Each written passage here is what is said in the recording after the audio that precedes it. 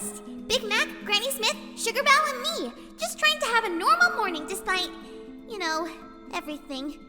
Applejack wasn't there because she's been skipping meals a lot lately, so we didn't think much of it. But Apple Bloom was missing too, which is weird. Big Mac was just asking where she was, then bam! Out of nowhere, Twilight poofs herself right into the middle of the breakfast table.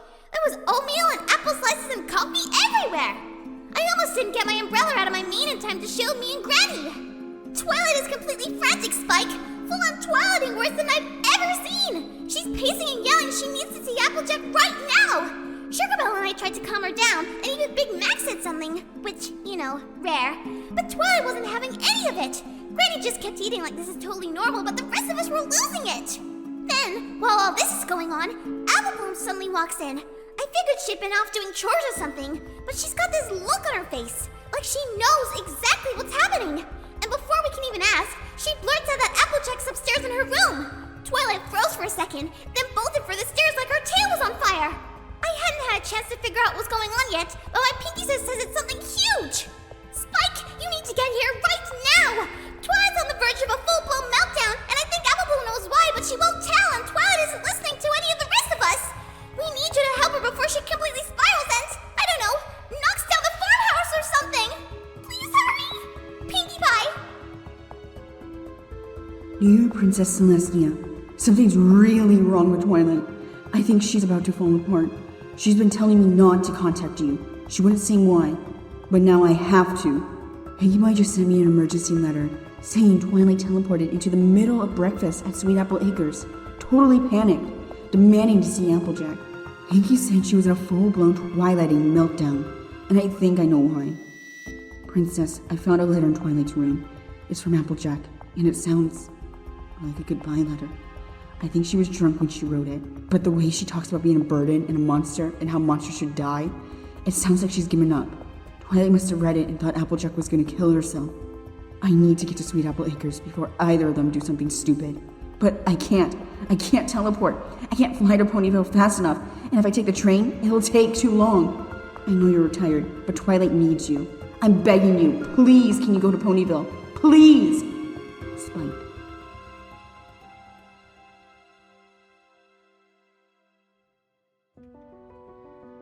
Dear Luna, while you were out at the market, I received an urgent letter from Spike about Twilight. It seems she's in the middle of what he aptly referred to as a Twilighting meltdown, and from the sounds of it, this one is quite serious. I've gone to Ponyville to handle it discreetly before things spiral further.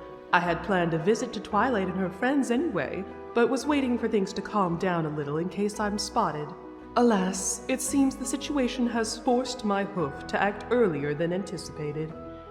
Do not worry, I won't draw any unnecessary attention.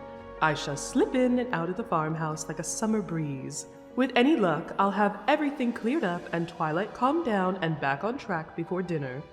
If not, well, I apologize for not being there to sample whatever you went to market to buy for dinner, but there's cake in the pantry to console you. You know I do not give up my cakes lightly, so appreciate this. Also, there's a letter from Big Mac on the counter for us both. Please read it and act accordingly. Celestia.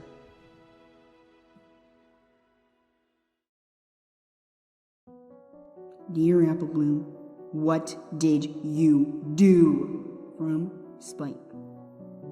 Dear Spike, I did what I had to. Applejack weren't going to send that letter if I hadn't. From Apple Bloom. Dear Rarity, you're not going to believe the whirlwind of drama going on here at Sweet Apple Acres. It's like a stage play, a mystery novel, and one of those over-the-top Manhattan soap operas all rolled into one. So, here's how it started. Twilight teleported herself right into the middle of the breakfast table. Like, literally on the table. Plates went flying, coffee spilled everywhere, and poor Sugar Belle nearly stabbed herself in the hoof with her own fork in shock. Twilight looked absolutely frantic, all wide-eyed and jittery, and the first thing out of her mouth was, "Where's Applejack?" We were all stunned, obviously. Before we could even process what was happening, Apple Bloom arrived and told her Applejack was upstairs. Twilight bolted up the stairs and started pounding on Applejack's door like she was trying to break it down. She was calling out to her, practically begging her to open up. When Applejack finally spoke on the other side, she sounded really hungover and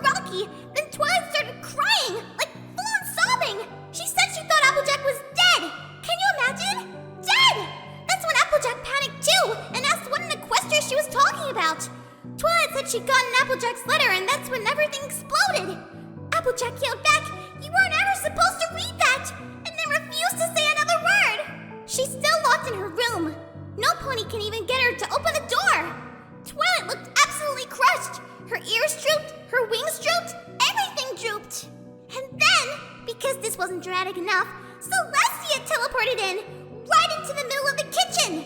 No warning, no world fanfare, just a flash of light and bam! Princess Celestia in all her glory! Poor Big Mac did drop his coffee mug. Luckily, Celestia fixed it for him when it broke. Turns out, Spike contacted her because he's worried about Twilight and Applejack. Celestia brought Twilight downstairs and is trying to talk some sense into her in the living room right now, but Applejack is still locked in her room, refusing to come out or talk to any pony. And Apple Bloom got a teeny tiny letter from Spike right before Celestia showed up, but she won't let any pony see it. Suspicious, right? I'm keeping my ears perked for any more juicy details, but things are feeling really super duper tense right now. I know Twilight talks to you sometimes. If you know anything about this letter she mentioned that's got her and Applejack all bothered, you have to tell me. I'm dying to know what's going on. Stay fabulous, stay strong, and maybe keep a feeding count nearby.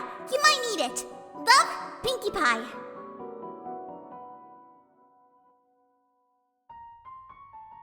Dearest Pinkie Pie, goodness gracious, darling, what an absolute mess. Your letters have left me more flustered than Opal during one of her inexplicable fits of clawing at the drapes. Twilight, Applejack, and Princess Celestia all converging on Sweet Apple Acres? I dare say it sounds like the climax of a very poorly written melodrama. I simply cannot stop fretting over why Twilight thought Applejack was dead. You're absolutely certain she said dead, Pinkie? What in Equestria could have led her to such a dire conclusion? And this letter? Oh, darling, it sounds like this is the key to this entire mess. If Applejack wrote something that Twilight misinterpreted as a goodbye forever, well, that sort of misunderstanding could have shaken even the closest of friendships. And then there's Apple Bloom, a letter from Spike that she refused to show anyone. What could it possibly be? And you know as well as I do that secrets have a way of making everything worse. Is it about Twilight? Applejack? The letter Twilight receives? My imagination is running wild, and none of the possibilities seem good. Celestia teleporting in the middle of all of it is just the cherry on top of this anxiety-ridden cake. I trust her being the scent of calm, but her sudden arrival must have startled poor Big Mac half to death. That said, I can't help but hope she'll be able to bring some clarity to this tangled web. I can't stand the thought of Applejack locked away, refusing to speak to any pony, especially when I know how much she must be hurting. I know she's not the type to let others see her pain, but that doesn't mean it isn't there. And Twilight, oh, to go from frantic worry to heartbreak in an instant, why? Oh, it's too much for any one pony to bear, even a princess. Please, Pinkie, keep me informed.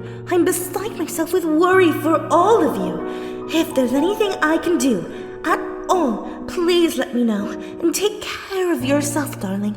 I couldn't bear the thought of anything happening to you. Yours always, Rarity.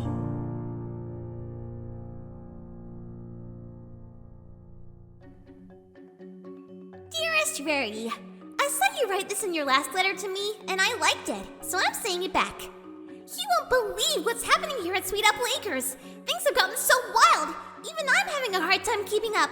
It's like every new turn brings a bigger shock. Sit your beautiful butt down, because this one is a doozy. After Celestia calmed Twilight down in the living room, she said something so wise and so Celestia that I kinda hope I can use it someday. Twilight, you are trying to put out a fire with more flames. Breathe. And you know what? It worked! Twilight actually stopped pacing and took a few shaky breaths. She still looked like a mess. Her mane was a disaster, and her eyes were red from crying, but at least she wasn't on the verge of teleporting Applejack's bedroom door into another dimension anymore. Sugar went to make a pot of tea to soothe every pony's nerves while she and Celestia talked. Then, Twilight finally opened up about what was going on. She told us that this morning, she got what she thought was a suicide note from Applejack. You should have seen Big Mike's face. His eyes went as wide as cartwheels, and I think Granny Smith stopped rocking in her chair altogether. That's when Apple Bloom, who had been sitting in the corner all suspiciously quiet, suddenly burst out, "That was me!" Every pony turned to look at her, and she turned so red she could have passed for one of the apples in the orchard. She went on to explain that she couldn't sleep last night because of, well, everything, and came downstairs early this morning. She found the kitchen was a complete mess. Empty bottles everywhere and scraps of paper in the trash. Turns out, Applejack had been drinking hard cider and wrote that letter in the drunken haze, then tore it up and threw it away. Apple Bloom fished the pieces out of the trash and managed to piece them together enough to read it. She said that as soon as she read it, she realized what's actually been bothering Applejack this whole time, and get this, she decided enough was enough and used the enchanted stone to send the letter to Twilight anyway. Twilight looked so shocked that I thought she might faint on the spot, but her next words nearly knocked the rest of us over. With tears streaming down her face, Twilight looked at Celestia and told her that Applejack confessed in that letter that she loves Twilight. Not just loves her like a friend, but is really in love with her. Big Mac's jaw practically hit the floor. Granny Smith let out a long, "Well, I'll be," and even Celestia raised an eyebrow. Meanwhile, Apple Bloom looked so sheepish she could have passed for one of Fluttershy's critters. Apple Bloom explained that she hadn't meant for things to get so out of hoof. She said that all those wild rumors in the Gazette about Applejack and Twilight being caught up in this toxic romance thing, and how they even dragged you into the mess, Rarity. When she finally realized why it had been eating Applejack up inside so ding much. It wasn't just their lies. It was that their lives were based on something true she'd never admitted to anyone. And they turned something lovely, her feelings for Twilight, into something tainted and awful by dragging it through the mud like they did. Applejack felt like she was hurting Twilight by liking her even though she never did anything wrong. Her feelings for Twilight were being twisted into something ugly, and Applejack felt like she was hurting Twilight just by liking her. Can you imagine? That's why it had been so hard for her to talk about any of it. The press wasn't just causing pain, it was making her feel like she was a monster who was ruining everything just by existing. Rarity, that's why Applejack was having such a hard time talking about this media smear campaign stuff to any of us. That's why she stopped writing or talking to any pony. The press wasn't just hurting her, it was reinforcing this terrible belief that she had ruined everything for every pony else. And she started to think that she didn't deserve any pony's love or happiness, especially not Twilight's. Can you imagine what that must have been like for her? No wonder she shut down. I swear I thought my heart was going to explode just hearing Apple Bloom explain all of that. And poor Twilight looked so lost when she realized how much she had misunderstood Applejack's reactions to everything that's been going on. She was completely heartbroken, Rarity. I could feel all of it in the air, like a big storm cloud threatening to burst. Celestia didn't miss a beat, though. She placed the hoof on Twilight's shoulder and said, "Love is never easy, Twilight, especially when it's unexpected. But if this is truly how Applejack feels, then honesty will be the best way forward for both of you." Twilight nodded, tears still falling, and Celestia stood, looking as calm and regal as ever. "Come, Twilight," she said. "Let's talk to Applejack together. Now that your heart is steadier, it's time for this conversation." And just like that, they headed upstairs together. Big Mac stayed downstairs, muttering something about needing to chop wood. And Apple looked like she was trying to disappear into the floorboards. Granny Smith gave me a wink and said, "Reckon the young'uns will figure it out." But honestly, Rarity, I have no idea what's going to happen next. I'll keep you updated, of course. This feels like the kind of moment that could change everything. But we're all in this together, right? You've got to keep sending me your thoughts, too, because I'm just dying to hear them. Yours in dramatic shock and surprise, Pinkie Pie.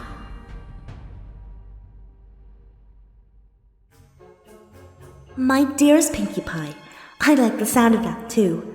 This entire ordeal is far more complex than I ever imagined. Applejack having feelings beyond friendship for Twilight is a revelation that has left me reeling. Looking back, I wonder if I should have seen the signs. She always seemed to carry a quiet devotion for Twilight, even in her moments of silence. But I always assumed it was a platonic friendship and nothing more. To think those private feelings have been twisted and weaponized by the press, painting her as some kind of violent manipulator? Oh, it's unbearable to imagine the weight the poor dear has been carrying. The media's cruelty knows no bounds. To take something as pure as her unspoken love and turn it into a scandalous narrative to sell to the papers is beyond reprehensible. No wonder Applejack has been retreating into herself. She must feel like her every move is under scrutiny. That and her very existence somehow harms those she loves. I ache for her, truly. And, well, I must confess something, though it feels a bit foolish to admit now. When Applejack and I were school fillies, I had a tiny crush on her. She was so steadfast, so honest, and there was something about her that felt safe. Of course, I told myself it had nothing to do with more than admiration, and as we grew, life carried us in different directions. Still, those feelings remained tucked away where they wouldn't interfere with our friendship. They made me quite protective of her, which is why I suppose I became embroiled with this tabloid troubles in the first place. But now, in the midst of all this chaos, I find myself thinking less about Applejack and more perhaps, well, you, Pinkie Pie. Perhaps it's the way you've been such a light through this darkness. Your boundless energy and determination to hold everyone together. I've always admired your warmth, but recently, I find myself seeing you in a different light. Applejack's situation, though heartbreaking, it stirred something within me.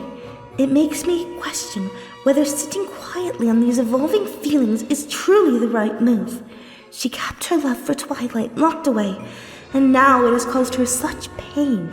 Not because her feelings were wrong, but because she's never allowed the chance to share them and to work through them in a healthy way. It makes me wonder, Pinkie, if I am guilty of doing the same. If by staying silent I risk letting something beautiful pass me by. Still, this is a hard time for such thoughts. Applejack and Twilight need us to be fully present, and I wouldn't dream of complicating things further when they're facing so much. Yet a part of me wonders, when the storm is past, will I find the courage to speak my heart, or will I, like Applejack, continue to hold it inside? From your Rarity.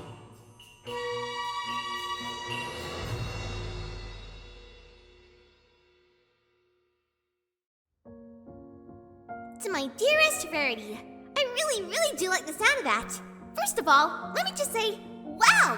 Your last letter caught me so off guard I almost dropped my cupcake! You're really something, you know that? I can't believe you'd even think about exploring something romantic with me. I mean, I can't believe it, but also, I can't!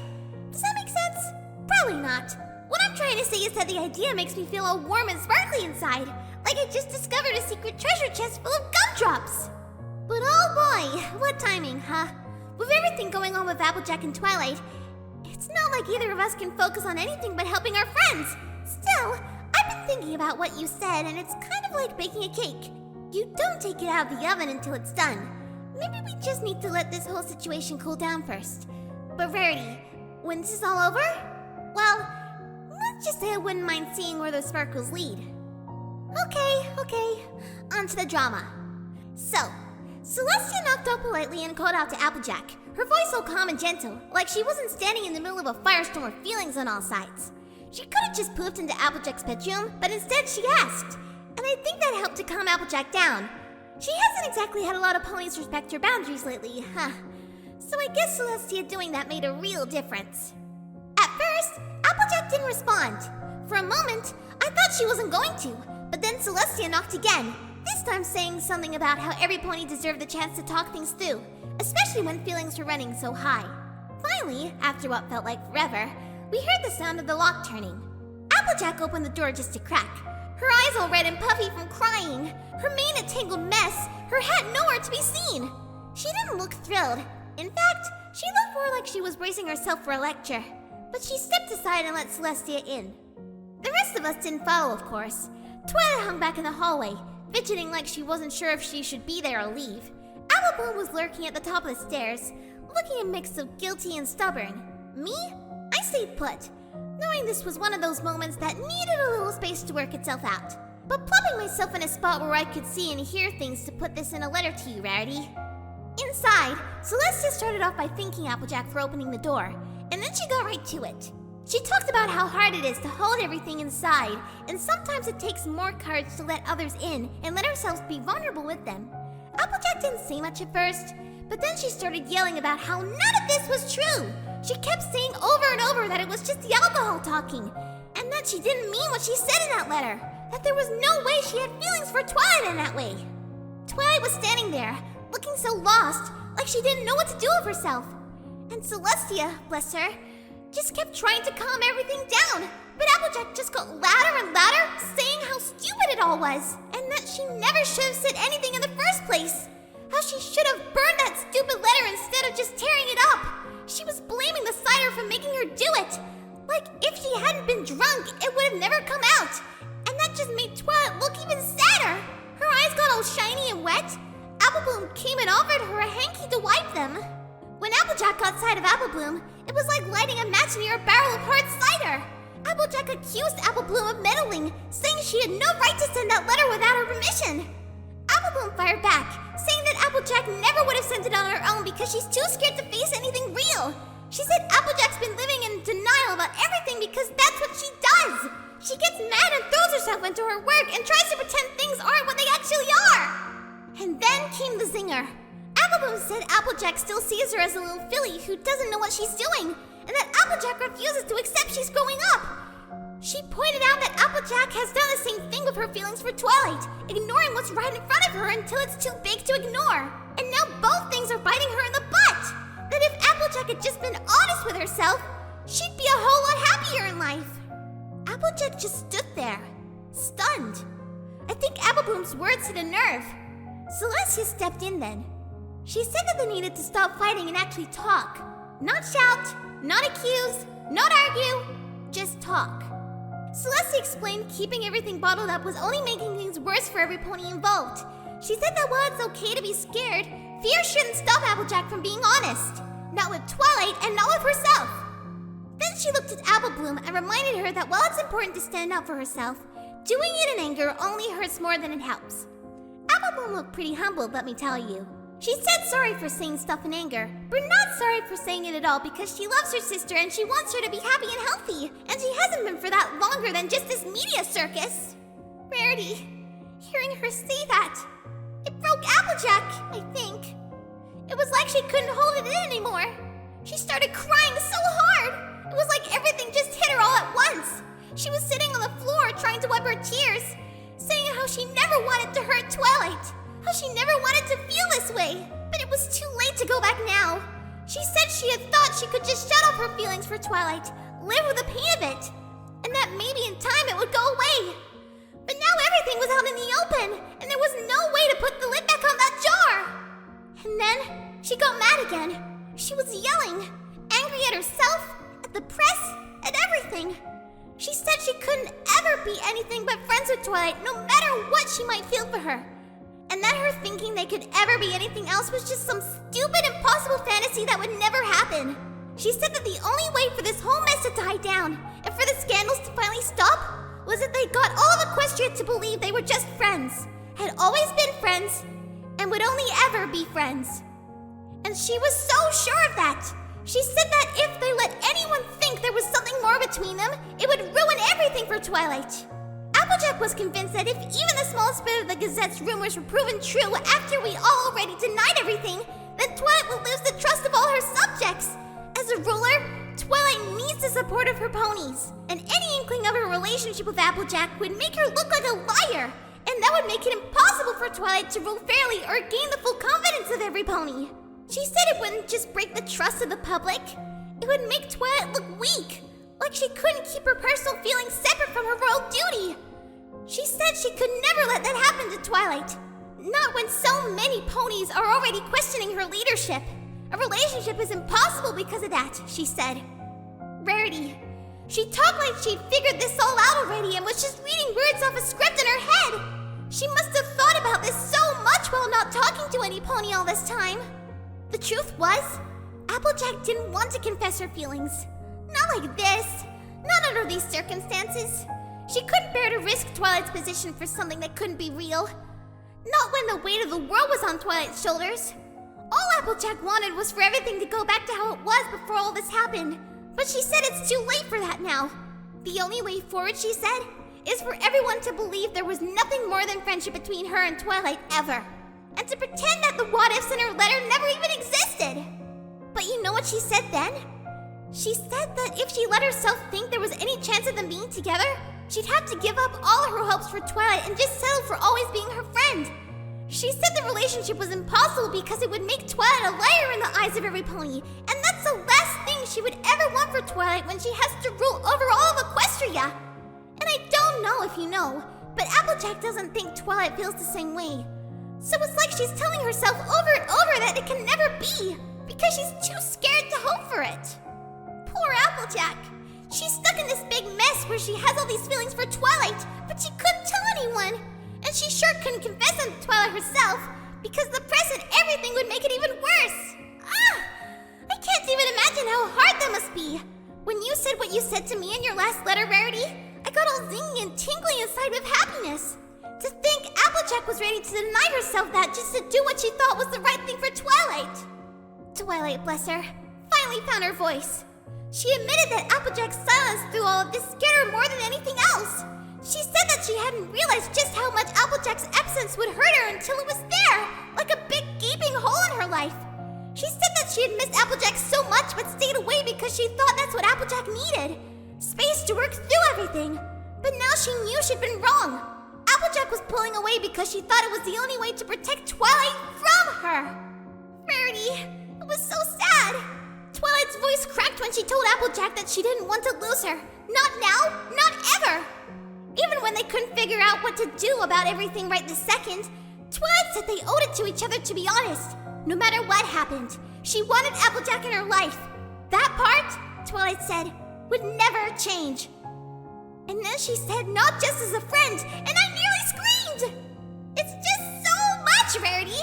I don't even know what's going to happen next. They're both so lost in this mess, and I don't even know if anything can fix it anymore. Love, Pinkie Pie.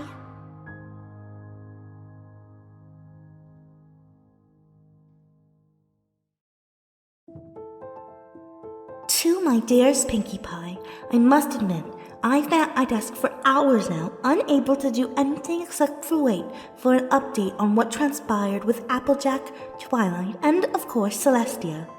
And yet I am no closer to understanding what is going on. This whole situation is maddening, Pinkie. Absolutely maddening. How is it that two ponies who have been such dear friends for so long, who have stood by each other through the thick and thin, have saved each other's lives and seen each other through the best and worst times of their lives, cannot simply exist in peace, free from the weight of the world's opinions? Why does it have to be so complicated? I cannot even begin to fathom the mess they found themselves in, and I cannot help but feel utterly helpless to help them. And this is the part I simply cannot grasp. Why must love be seen as something to be hidden?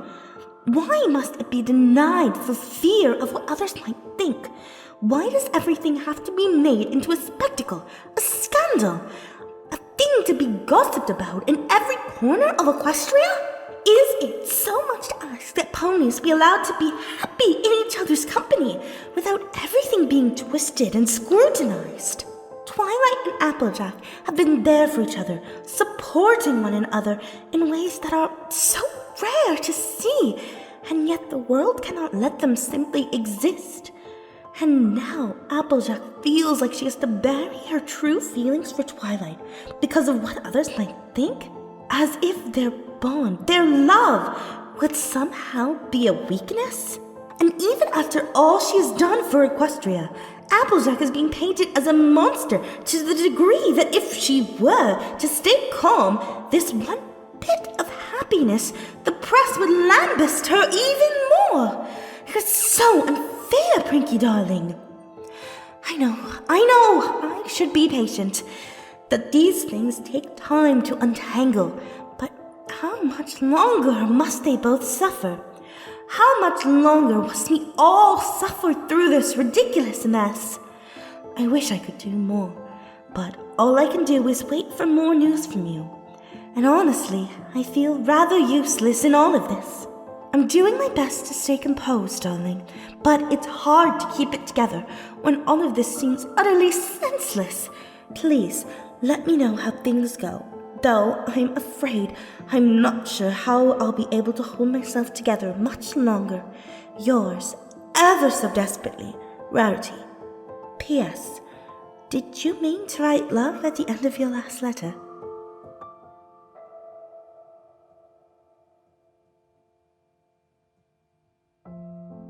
My dearest Rarity. Oh my gosh, I'm so sorry for being late with this letter, but trust me, the wait is worth it. Well, Twilight, Celestia, and Applejack were still in Applejack's bedroom. Guess who came crashing through the window? Derpy Hooves! She totally smashed right through the glass, a whole mailbag slung over her back, and letters flying everywhere. She looked all frazzled, but also kind of determined. Classic Derpy energy, you know? You know that letter Big Mac sent to us about Applejack not doing so great? Well, turns out he didn't only send that letter to us, he sent it to a whole bunch of Applejack's friends all over Equestria. Since they don't have those enchanted dragonfire stones to send them back as fast, Derpy, being the absolute legend she is, took it upon herself to collect and deliver them directly to Applejack. She said, "I've been all over Equestria for you today, Applejack, to prove to you that you're not alone and that ponies love and support you. A pony like you is too important to too many ponies for the stuff the Gazette prints to ever be the truth." She sat right down on Applejack's bed, ignoring Twilight and Celestia completely, and said, "You're always the one helping others. But every pony needs help sometimes. Let your friends help you this time, okay? That's what friends are for."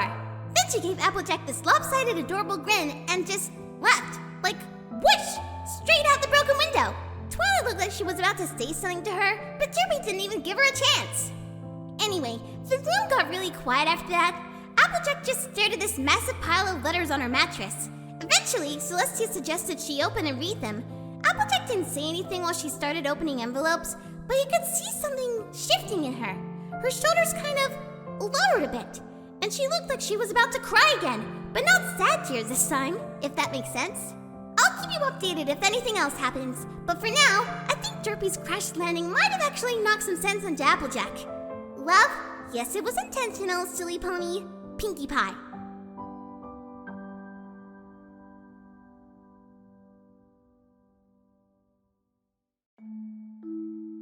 Dear Applejack, Big Mac wrote to me and I couldn't just sit back and do nothing, so here I am, writing to you.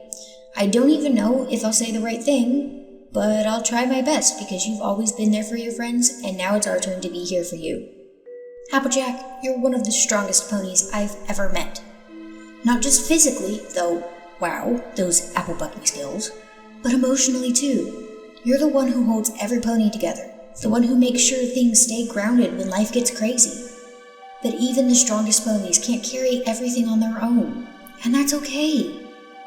I've been thinking a lot about how good of a friend you've been to me, even when I didn't feel like I deserved it. Back when I first arrived in Ponyville, when I was still figuring things out and trying to make up for my past mistakes, you treated me with honesty and respect. You didn't sugarcoat things and you didn't tiptoe around me either, but you weren't cruel, even though I'd hurt you, and you didn't make my life difficult like part of me felt like you ought to. You just saw me for who I was and gave me a chance to be a better version of that. Do you have any idea what a difference that made in my life? When I doubted myself, you believed in me. When I needed a push to do the right thing, you gave it. You taught me that being a friend isn't always about saying what's easy. It's about saying what's true. And you've been one of the truest friends I could ever hope for. I heard about all the nonsense going on with the press, and it's just that. Nonsense. They don't know you, not like we do. You're honest, hardworking, and full of more integrity than any pony I've ever met. Don't let them make you feel small or question yourself. You're so much more than the rumors they're printing. If you ever need a break, my door in Ponyville is always open. You could use the peace and quiet of the castle, or, well, as quiet as Trixie lets it be. And if you want some advice or just need to vent, I'll be here to listen. You don't have to face this alone, Applejack. We're all here for you. Your friend, Starlight Glimmer.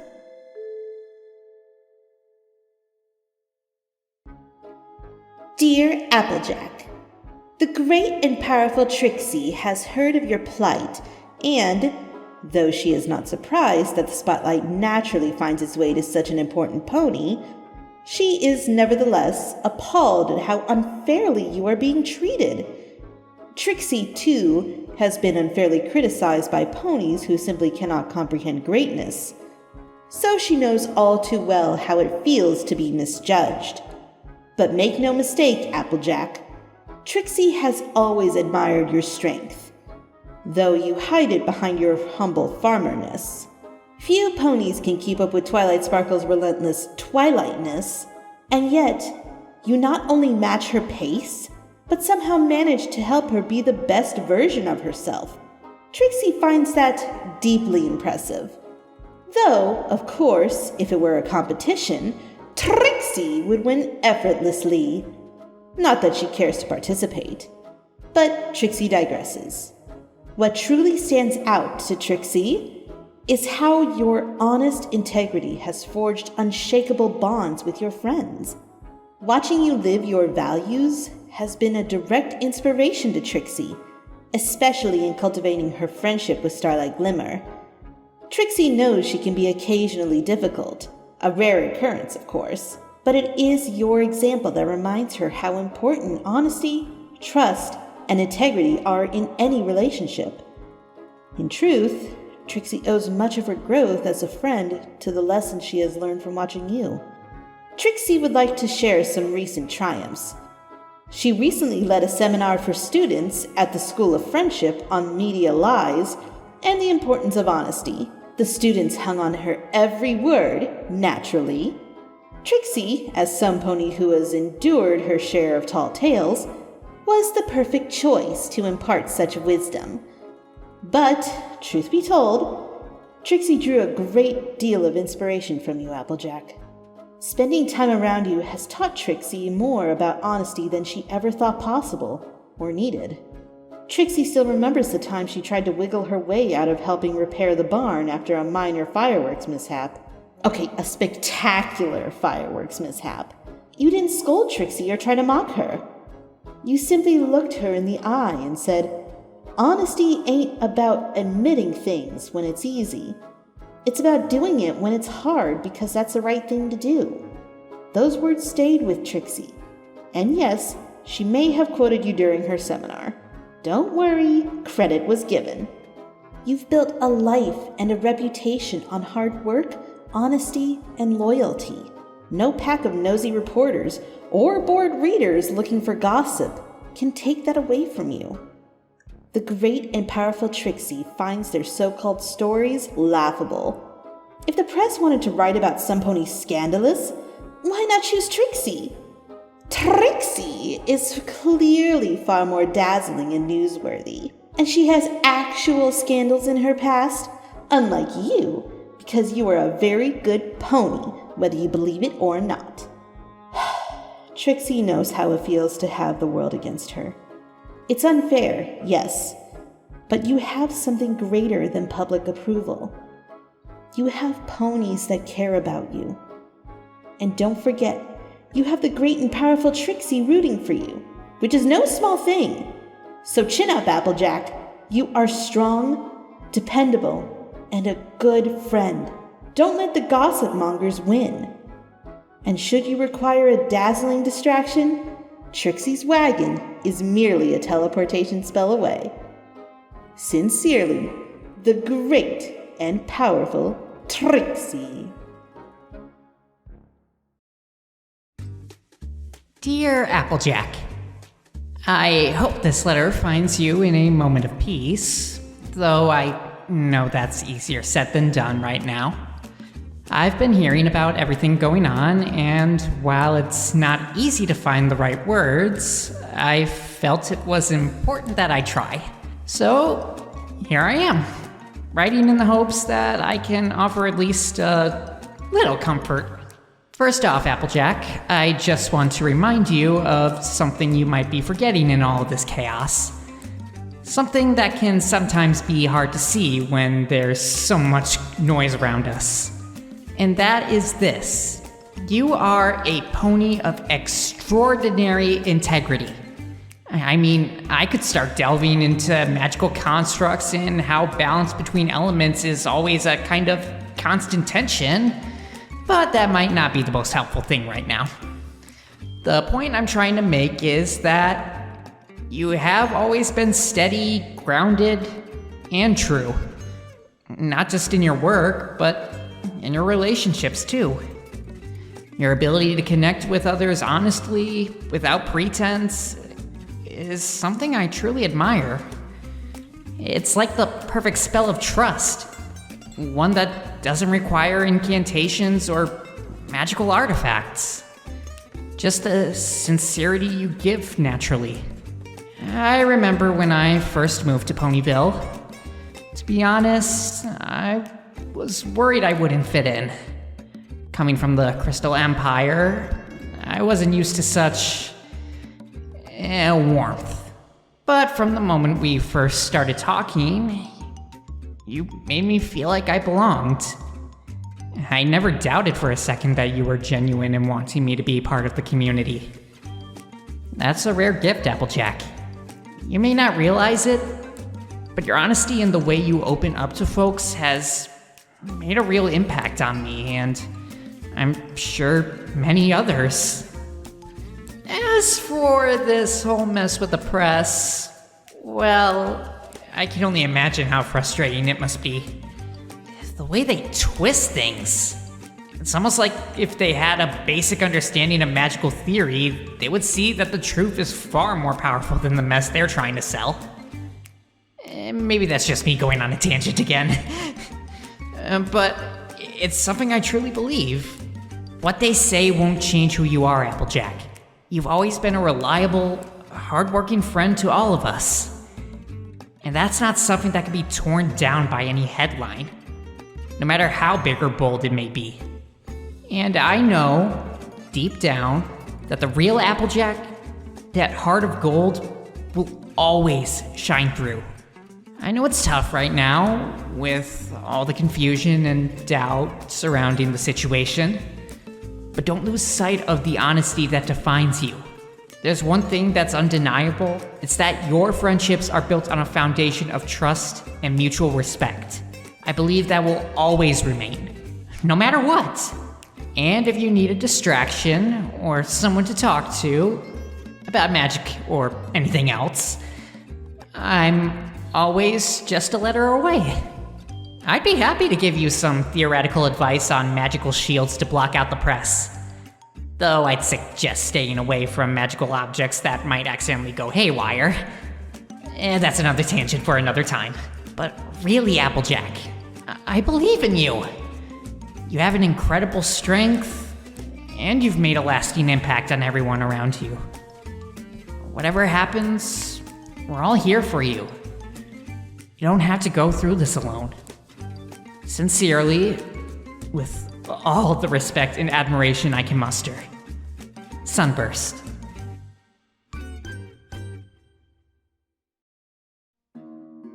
Dear Cousin AJ, Big Mac filled me in on the mess you've been caught up in, and I reckon it's about time you heard from your family out here in Appaloosa.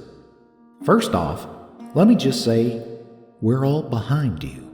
No matter what, you hear me?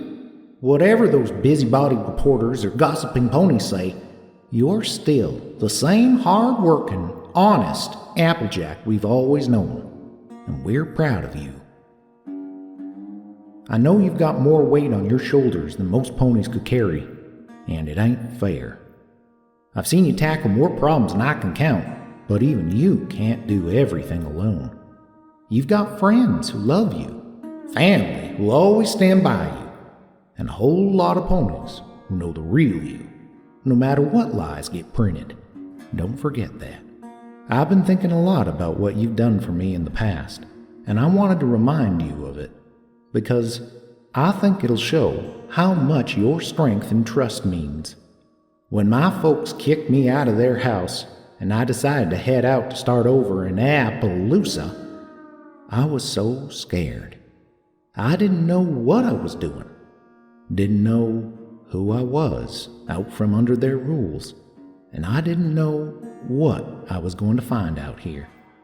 But you believed in me, even when I wasn't sure I could believe in myself. I'll never forget that day you brought me one of your prized apple trees out here, just so I could get started. I know how much that tree meant to you. It was one of your best, and it weren't easy for you to let go. You didn't even hesitate, though.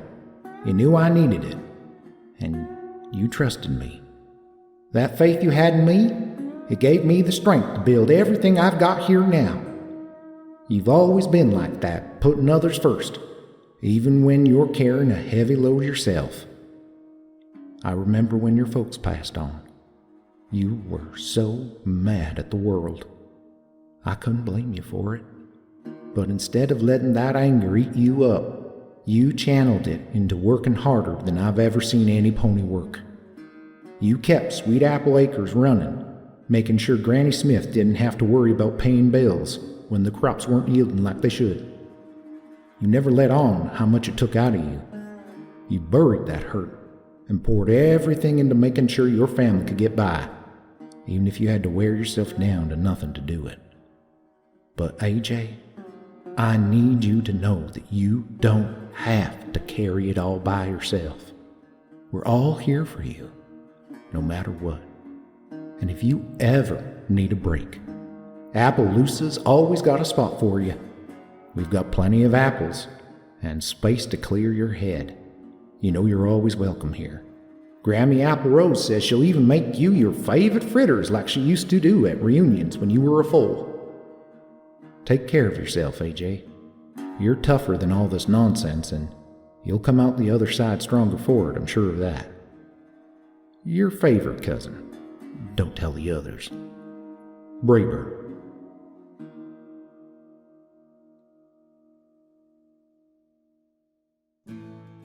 Dear Applejack, well, Cherry Pie, I don't know where to start, but I reckon I'll jump right in and tell you something you ought to hear. You are one of the finest, most hard-working, downright honest ponies I've ever had the pleasure of knowing, and that's the gospel truth. When I got Big Mac's letter, I just about dropped my cherry basket. You've been through a rough patch or two before, but it sounds like this one's hitting a little closer to the heart. It got me thinking about the time you came to Cherry Hill Ranch when I needed a hoof. You rolled up your sleeves, put that strong back of yours to work, and helped me turn things around like it was just another day on the farm. That's the Applejack, I know. Tougher than a $2 steak, but with a heart sweeter than my ripest cherries. Now, I don't pretend to know what's been weighing on your mind, but let me tell you something my mama always said. A storm might flatten the wheat for a spell, but it'll never keep it from growing back taller. You're in a storm right now, darling, but I know you'll stand tall when it passes. Don't you let a bunch of busybodies with nothing better to do than make up nasty stories tell you who you are or what you're worth. They just want to make money. They don't know you. They don't know about the damage they're doing to you with their lies. But there are ponies out here in the world who know you and do care. You've got a community that loves you, respects you, and sees you for the good, honest, lovely pony you are. Don't let them clouds blind you to the sunshine that's coming. If you ever feel like getting away from it all, there's a bunk and a plate of cherry pie waiting for you out here on the ranch. You don't have to say a word, just come on down and let yourself breathe. Bring any pony else you want to as well. We pride ourselves in our privacy around these parts. You're stronger than you give yourself credit for, Applejack, and if any pony can weather this storm, it's you. With all my respect, Cherry Jubilee.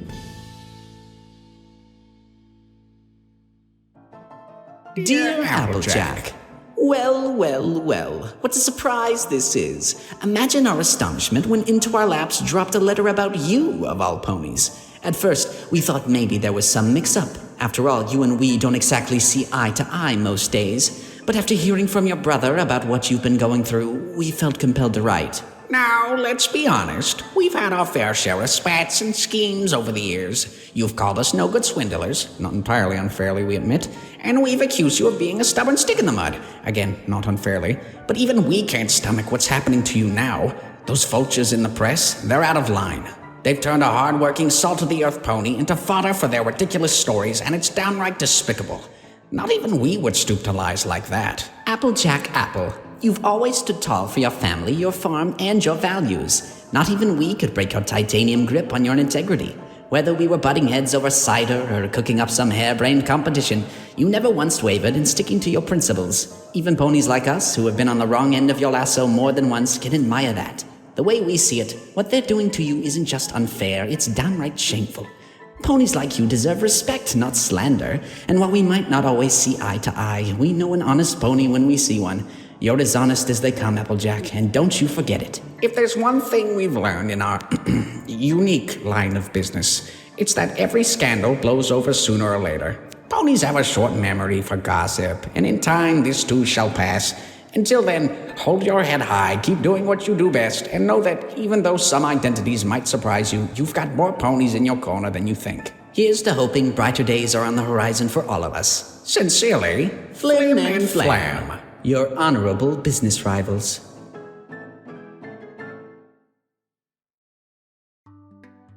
Dear Applejack, in trials now, when hearts are torn and sore, you're not alone. Your spirit will endure. Though hard and steep the path that you must take, many before have walked it to almost break. The press may shout, the world may spin, but remember, Applejack, true strength lies within. You weathered storms and stood so tall. This storm too will pass.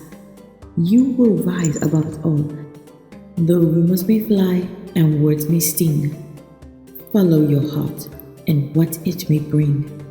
For love is not a thing to hide, but something to cherish, to honor, to guide.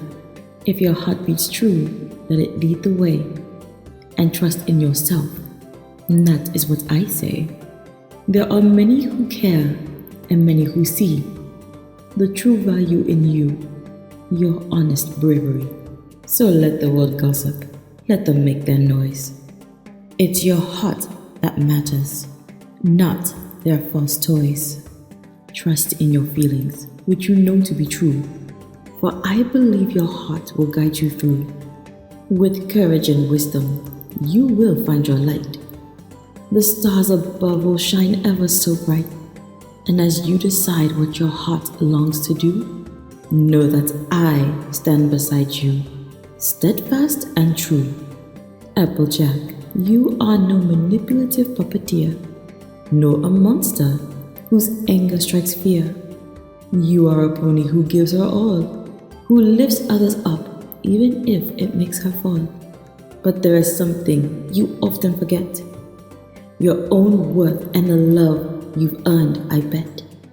You give so much to every pony else, yet never allow comfort for yourself. You withhold your own right to happiness so pure, as if you must suffer in pain to ensure that those around you are cared for and whole, as if their joy alone is your only goal. But Applejack, you too deserve to be free, to be loved, to be valued, and to simply be. You have the right to joy, to peace, to grace. You must not hide your own light, your own place. The world may see you as a steadfast rock, but even the strongest need to heal and talk. Do not undervalue the heart you hold, for your kindness and strength are worth more than gold.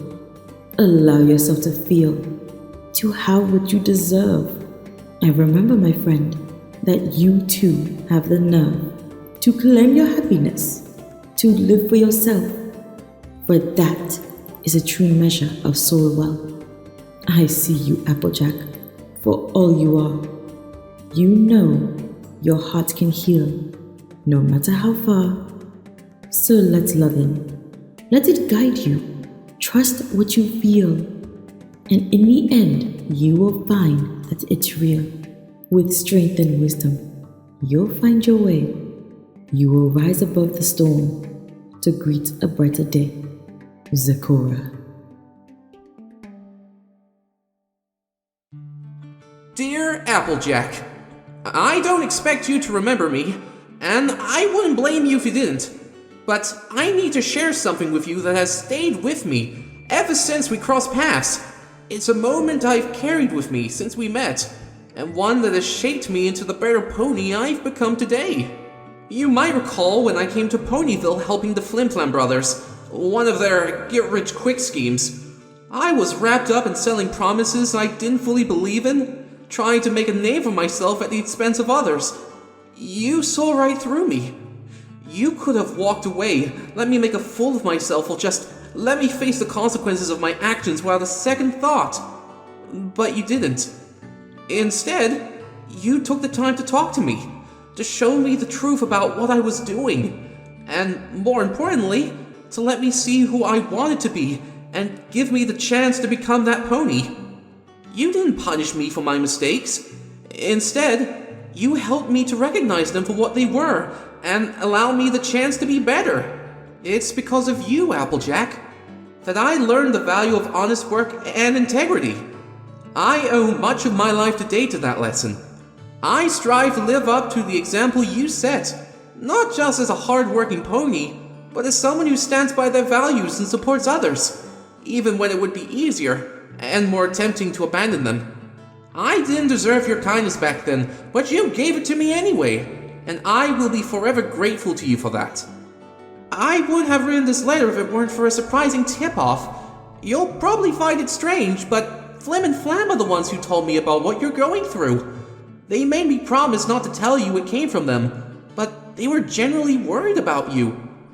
I didn't think they had it in them, to be honest, but even they know that the world needs ponies like you. And maybe they've also realized they owe you more than they'd like to admit. When I heard about the stuff being printed about you being some aggressive pony who uses violence to get what she wants, no matter how it hurts others, I thought back to that incident with that fake tonic. Applejack, you had every reason to lash out back then. Their scheme put your grandmother in harm's way, and things could have ended far worse than they did. Any pony else might have resorted to anger or violence, but not you. You confronted them with honesty and showed more restraint than most ponies ever could. Even a pony like me, who's not as close to you as your friends or family, knows that these stories about you are complete nonsense. If ponies like Flim and Flam, scammers who have butted heads with you more than once, can see your worth and worry about you, it says a lot. You've done more good than most ponies will ever understand.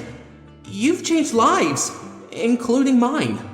And you've done it through your strength, your heart, and your unwavering honesty. Just by being yourself, you make the world a better place to live in. Whatever noise the press stirs up, don't let it shake who you are. You've earned the respect and admiration of ponies far and wide, even those who might never say it out loud. There were a lot of ponies in that audience the day your granny tried to do her dive, and they all saw how you acted. They know the truth about you. Stay strong, Applejack. You've got more ponies behind you than I think you realize. Sincerely, Silver Shill.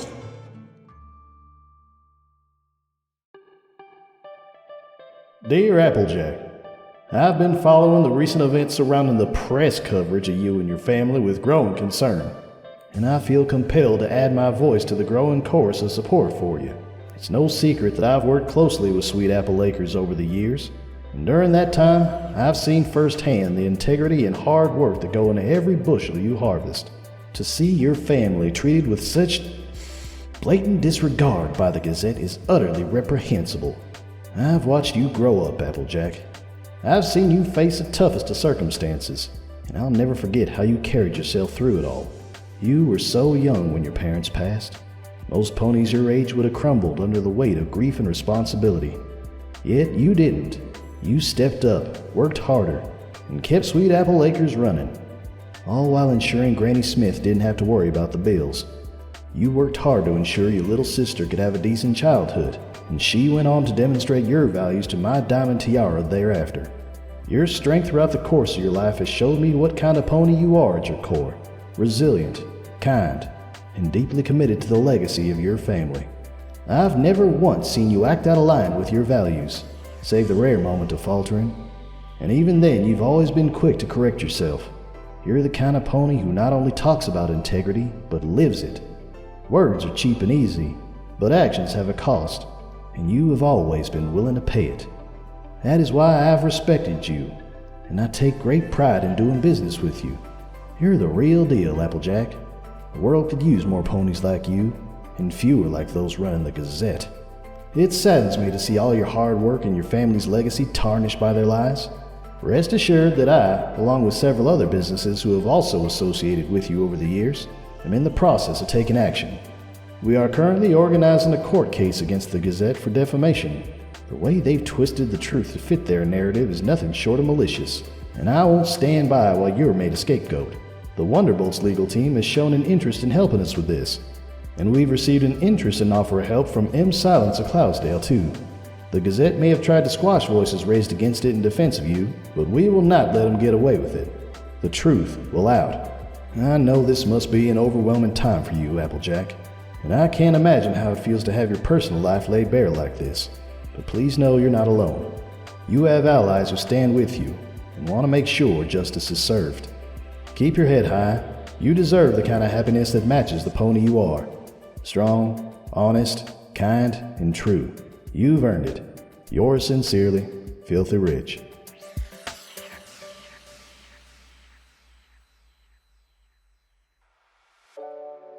Applejack. The way the press has twisted everything has been downright appalling.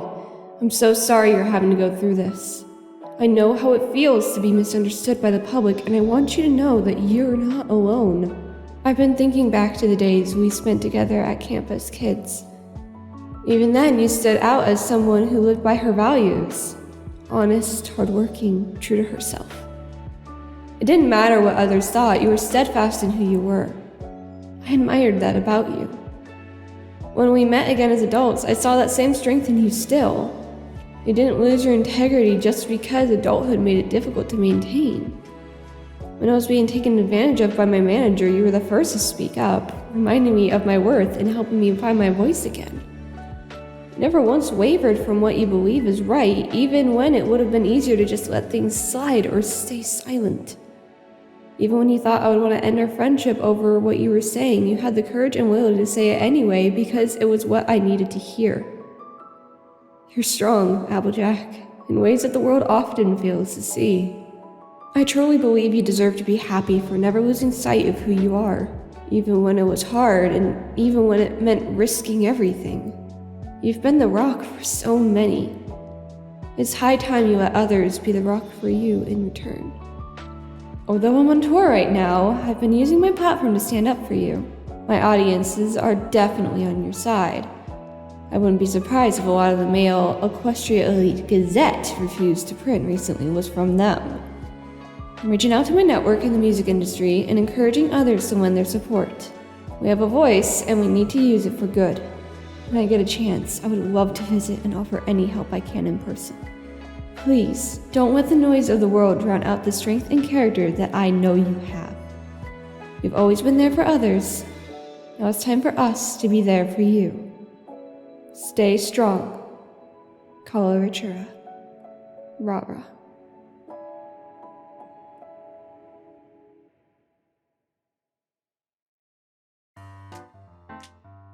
Applejack.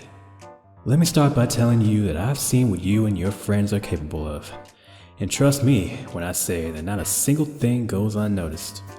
I remember back when we were all stuck in that mess of a situation with the Storm King, and you were the one who kept things together with your honesty, your hard work, and that unwavering trustworthiness you've got. You're the kind of pony who gets things done, no matter the odds. That's the Applejack I know. I have no doubt that no matter what those tabloid vultures try to throw your way, you'll rise above it. They don't know you, not like your real friends do. I've been around long enough to know how easy it is for others to point fingers and make snap judgments. Heck, you were there when one of them happened.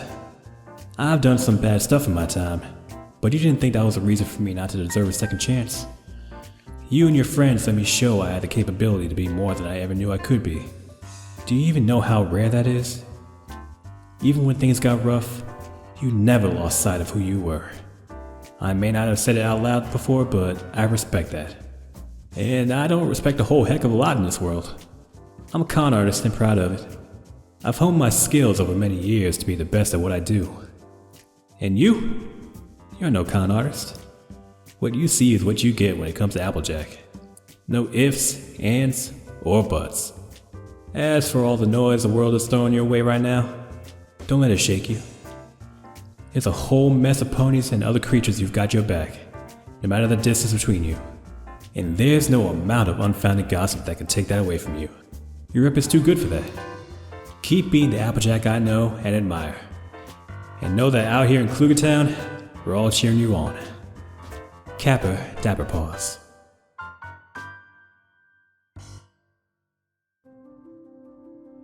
Dear Applejack, on behalf of myself and my daughter, Princess Skystar, we have watched from afar as you have continually shown such admirable strength, integrity, and dedication, not only to your friends, but to the entire land.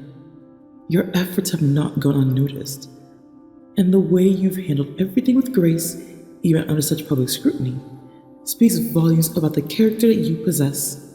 We understand the burden of being misrepresented, of having one's intentions twisted for the sake of others' agendas. But in times like these, it is important to remember that those who truly know you will always stand by you, and their belief in you cannot be shaken by mere rumors or lies. Your actions have already proven that you are a beacon of loyalty and honor, and those qualities cannot be diminished by the press or public opinion. Skystar and I want you to know that we are here for you. You are not alone in this. Our hearts and support are with you as you navigate this challenge. And no matter how the world may see things now, remember that in the end, truth and sincerity will always prevail. May the winds of fortune be at your back, Applejack. With unwavering support, Queen Novo and Princess Skystar. P.S. Skystar here. Applejack, just remember, the ocean is vast, and no storm lasts forever. You've got this. If you ever need a break, come visit us. We've got plenty of space to relax and breathe. And hey, I promise not to make any more of those seafood puns. Oh, and just between us, I think you and Twilight make the cutest couple. You two balance each other so well. It's like the tides and the shore. Just a thought. Keep swimming, girl!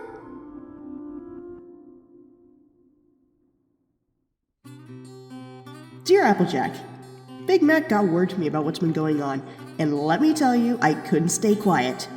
Not that I've ever been good at staying quiet, but this was too much to keep to myself. Derpy was kind enough to bring this letter to you from Kieran Village. I'm writing on behalf of everyone here because we all want you to know that we were bursting with, well, let's just say the kind of energy that wouldn't do well with polite company. When we heard how the equestrian media's been treating you, it was like every Kieran simultaneously tripped over a rock and fell into a puddle of frustration. No one was quiet, every pony turned into Nurix. I mean it. Everyone was so angry. Even the trees were grumbling at the thought of all that unwarranted negativity being thrown around. The rocks were upset too, but they're always a bit dramatic. We all know how hard you worked to stay calm and steady in the face of everything, and it's really inspiring. I can't even explain how much. You're like a good cup of tea in a world of, well, in a world full of coffee, you know? Strong, warm, impossible to ignore, but without all the bitterness. Anyway, what I'm trying to say is, you don't have to deal with this nonsense alone. We're all here for you, whether we're quietly sipping our tea, which, by the way, the tea leaves are also glad to support you in your time of need. We're ready to stomp around like loud rocks in a fight against injustice. If you need us to come to Equestria and make some noise, we'll do it. I mean, honestly, I'd prefer to keep the noise level at a not quite deafening levels, but if the situation calls for it, we'll bump it up to full-on Uric mode to defend you. We're all in. So no matter what, just know we're here to support you, quietly or loudly, in person or at a distance, whatever you need. The world can be loud and messy, but we believe that peace and order can be restored for you, just like you helped to restore it for us. Stay true to yourself, Applejack. Don't let them drown out the quiet strength you've got. I've seen it, and it's as powerful as a mountain in winter. You've already earned all the good things in the world, and I'm certain they'll find their way to you, no matter how much noise the world tries to make. with all the quiet love and loud support I can rally. Autumn Blaze. P.S. The rocks are calming down now. You've got this. No one can make a mountain out of a molehill, but the molehill is made out of apples.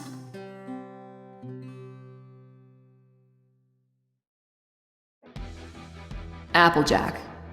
I'm not one for long speeches, but I want you to know that I stand with you. You've earned my respect through your actions, and that's something no rumor mongering can take from you. Stay strong. P.S. For what it's worth, it's always been obvious to me how you feel about Twilight. Just kiss her already. I'm pretty sure she feels the same way too. You two deserve to have things on your terms, not the press's. Tempest Shadow.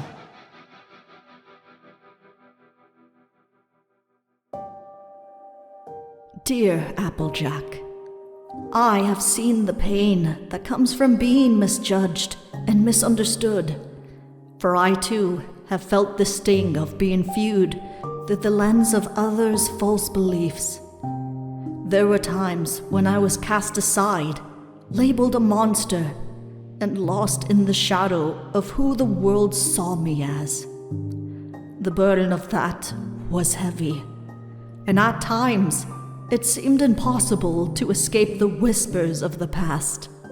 But through the kindness and loyalty of those who truly saw me, through the steadfast belief of Twilight Sparkle, you and your friends, I found my way back to the truth of who I am. All of you helped me to become the pony I wanted to be, and lent me your strength until I had my own.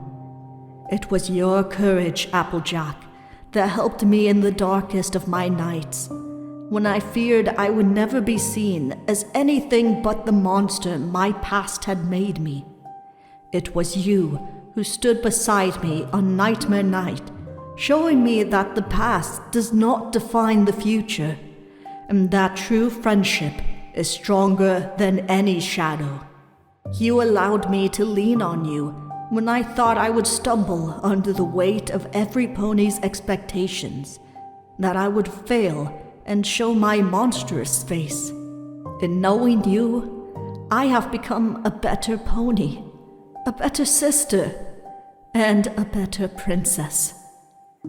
You, with your honesty, your strength, and your ability to never back down from what is right, have been a constant reminder to me that it is the heart, not the reputation, that defines a pony's worth.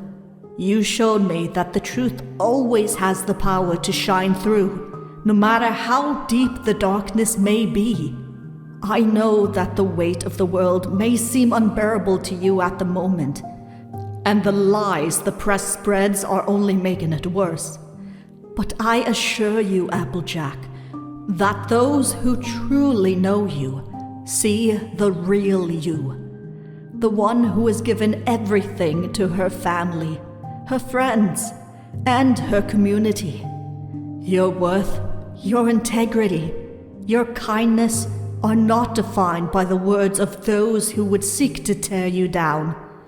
They are known and respected by those who matter. Do not carry this burden alone, dear friend. We will help you shoulder the weight. And when the storm passes, and trust me, it will pass, though it may seem impossible right now, you will stand firm, and you will always have in your trueness of self. With understanding and the unwavering support of a friend who believes in you. Princess Luna.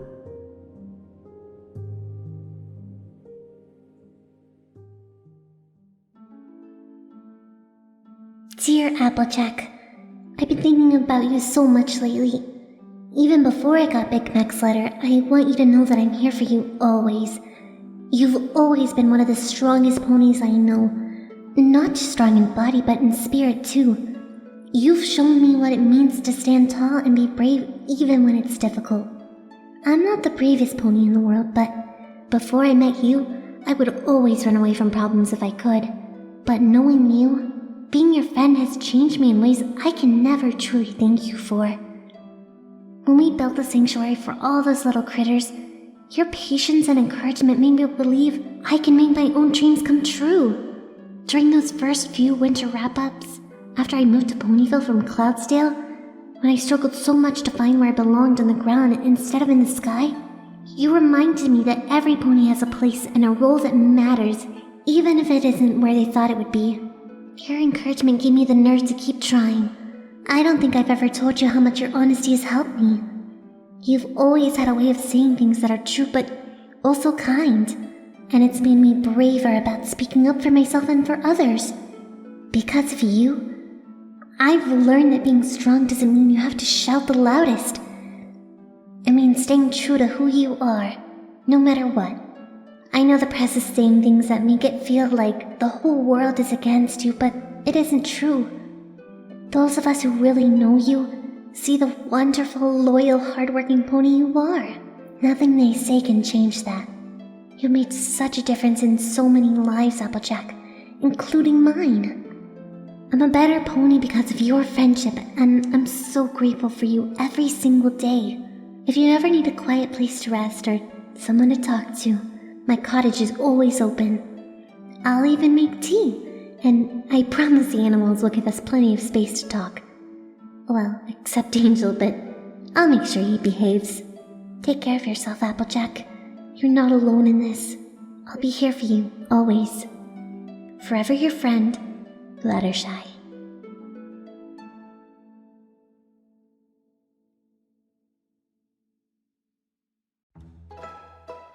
Dear Applejack, you should know that I am currently sulking in a rather magnificent corner of my dimension that I have named the Applejack Conundrum Alcove. Quite a mouthful, isn't it? But fitting. It's where I've been stewing. Yes, stewing. Because for the first time in ages, I'm not fixing something with a snap of my claws. And you, my dear Applejack, are entirely to blame for this particular predicament. Oh, don't look so startled. It's not a bad thing. Well, it feels bad because I love nothing more than to turn every snooty reporter in Equestria into a walking typewriter so they can clatter their own nonsense into oblivion. But I won't. And do you know why? Because of you. You, Applejack, have this terribly infuriating way of teaching lessons without even trying. I've learned a lot from you. Honesty, of course, but also the importance of boundaries. That word used to make me roll my eyes, but now I see the value in respecting what others want, even if I think my way is quicker, better, and, let's be honest, more fun. You have made me realize that being a friend means listening, not just snapping my claws and doing what I think is best. And oh, how I want to fix this for you. To make those media hacks choke on their own ink and vanish into the world of literal bad press. But I know, because you taught me, that this isn't about what I want. You would never want me to cross lines even for your sake, because you value truth and respect more than anything else. And that, my stubborn, infuriating, wonderful little fruity friend, is what I admire most about you. You're hurting right now, and it's maddening to watch.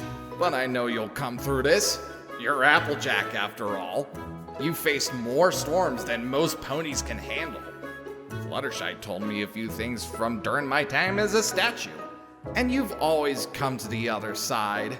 You've inspired even me, a being of pure chaos, to respect the kind of order you represent. Honesty, integrity, and loyalty to what's right. Do you even understand how incredible that is? So, while I'm not turning the Gazette into a chaotic funhouse, much to my dismay, I am here for you. And when you're ready, whether it's to talk, to vent, to share one of those famous Apple family pies, I'll be there for you, just as you've been there for so many others. Until then, I'll leave you with this. Don't let their lies and nonsense steal the best part of you. The Applejack I know is too strong, too good, and too true for that. And if you ever need a little chaos to lighten your load, well, you know who to call. Chaotically yours, Discord. P.S. The alcove's decor is spectacular, but it's missing one thing. You. Come visit sometime, won't you? I promise I'll behave. Well, mostly.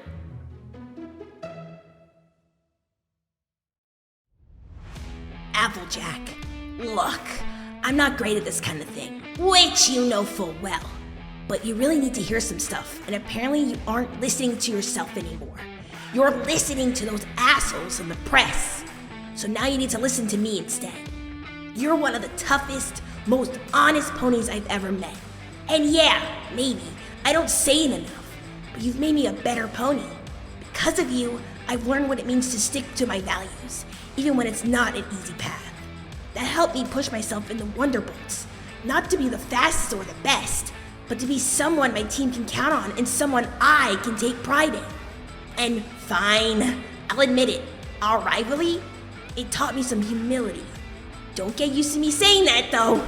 This letter is for your eyes only. This press garbage doesn't define you, AJ. You've got tenacity, heart, and integrity that no pony can take away. You've always had my back. So now, I've got yours, you stubborn idiot. Rainbow Dash. Darling Applejack, I cannot begin to imagine how trying all of this must be for you. To have your heart and your truth twisted in such an ugly narrative is beyond unjust. I know how deeply you value your honesty and your privacy, and it pains me to see you caught up in the crosshair of such senseless gossip when you have done nothing wrong. When the press dragged me into their stories about you and Twilight, I must admit I was caught off guard. But I do not regret standing up for you both, not for a single moment.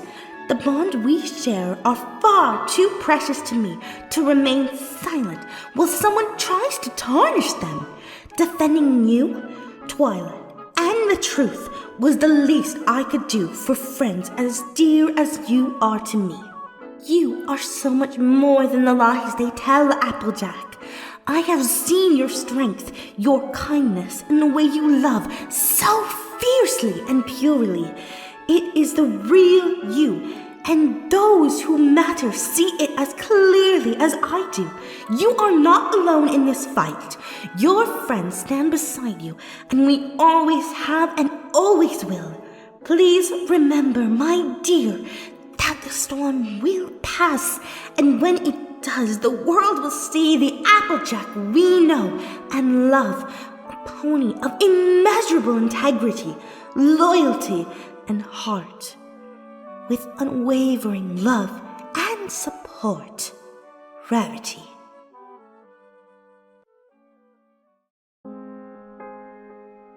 Hey Applejack, Big Mac asked me to send you a message of support, and honestly, I was more than happy to do it. It feels kinda weird handing this over to Derpy instead of sending it myself with Dragonfire, but I got the sense that this letter might feel a little more personal this way. I've been thinking about you a lot, AJ, and I wanted to remind you just how much you mean to all of us. Remember that time you saved me from those timber wolves, and I turned around and saved you? That day taught me so much about honesty, bravery, and how important it is to stick by the ones you care about. You have always been that kind of pony who takes care of everyone else, even when things are tough. And I think sometimes you forget to let others take care of you. I know things have been hard lately, and I can tell it's been hitting Twilight harder than she's letting on. Your silence has been tough on her, on all of us really, but especially her. You mean so much to her, AJ, and it's been hard watching her try to keep it all together without hearing from you. I just hope you don't forget how much you mean to your friends, your family, and every pony who cares about you. You've always been the strong one, but it's okay to lean on us when you need to. Big Mac, Twilight, me, we're all here for you, no matter what. You faced challenges before, and you've come out stronger every time. I know you'll get through this too. Just don't forget we got your back, okay? You're number 1, sometimes Assistant Spike.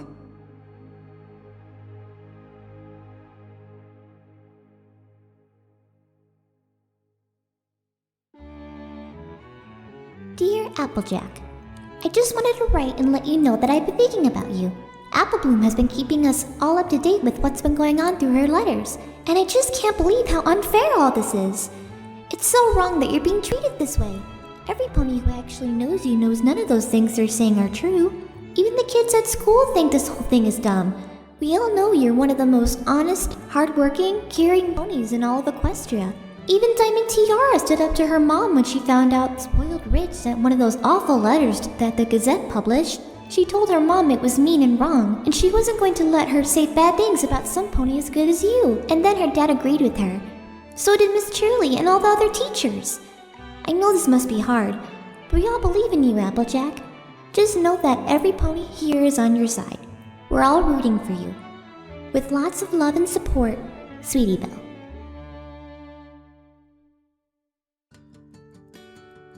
Hey, Applejack. I can't believe all this stuff they're saying about you. It's so messed up. It makes me so mad. You don't deserve any of this. I mean, I actually read some of the stuff in the Gazette. Aunt Lofty voted you Colbies before she and Aunt Holiday got too disgusted to give them another shiny bit. And it's just awful. They're writing lies about a pony like you, who's been nothing but amazing. You're one of my heroes. And not just for being strong and honest, but for being the kind of pony who's always there for every pony else. Like that time during apple bucking season, when you were so tired you could barely stand. But you still helped me fix my scooter after it broke. You didn't have to, but you did, because that's just who you are. When Aunt Lofty was throwing those papers in the trash, she said you helped them repair their roof after that big storm. Even when Aunt Lofty was throwing those papers in the trash, she said you helped them repair their roof after that big storm. Even though you were super busy and it would have been easy to just leave them to figure it out themselves. But you helped anyways, because that's the kind of pony you are. You always go to the extra mile for others, even if it's easier not to. Honestly, I think Rainbow Dash looks up to you too. She'd never admit it. You know how she is. But I can tell. You make every pony around you just want to be better, just by being you. I know things are rough right now, but you got all of us behind you. You're not alone in this, and we'll always have your back. Don't let those lies get to you. They don't know the real you, but we do.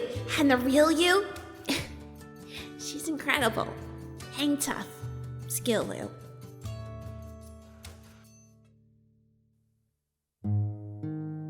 I'm slipping this into a pile with other letters he got. I hope it don't get lost in the shuffle, but it's been hard getting you to talk to me lately.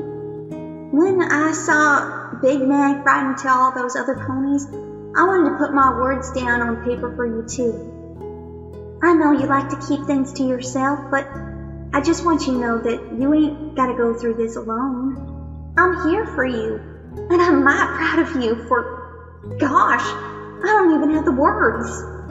I'm proud of you for everything you are, have done, and will do.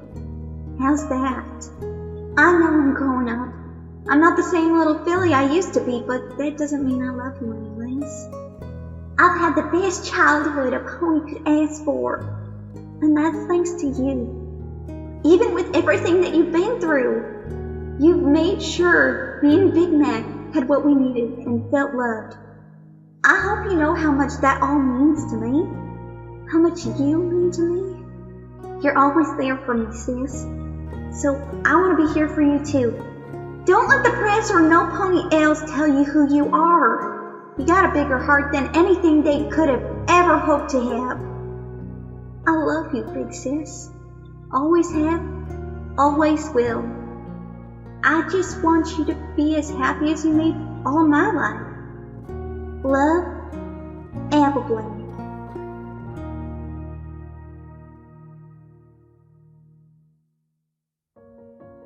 To my dearest Rarity. So, after everything that happened with the letters, Celestia showing up, and every pony finally getting to talk about feelings, so many feelings. Things got even more chaotic, but in a good way. It was like watching a storybook unfold, except with a lot more awkward silences and Big Mac doing his wise older brother thing over his plan working. The letters! Oh my stars, Rarity, the letters! Everyone Big Mac sent one to sent one back, and even more besides. Applejack got so many of them. There were letters from ponies she knew well, ponies she barely knew, and creatures she didn't even know she knew. Applejack didn't really know what to do with all of it at first. She got so quiet as she read, like the kind of quiet where you know she's thinking really hard. She kept trying to brush the letters off, saying stuff like, "It don't change nothing," and "Things ain't so easy as they make out." But we all saw it, Rarity. Every time she opened a new letter, her face would do this little thing. A flicker of surprise or a tiny smile, before she put it down again and moved on to the next one. When she read about how Diamond Tiara stood up to her mom because of Applejack's example, well, I think that one broke though. She muttered something about those little fillies and put her face in her hooves. I thought she was about to cry again, but she was just breathing really heavily, like she couldn't get enough air.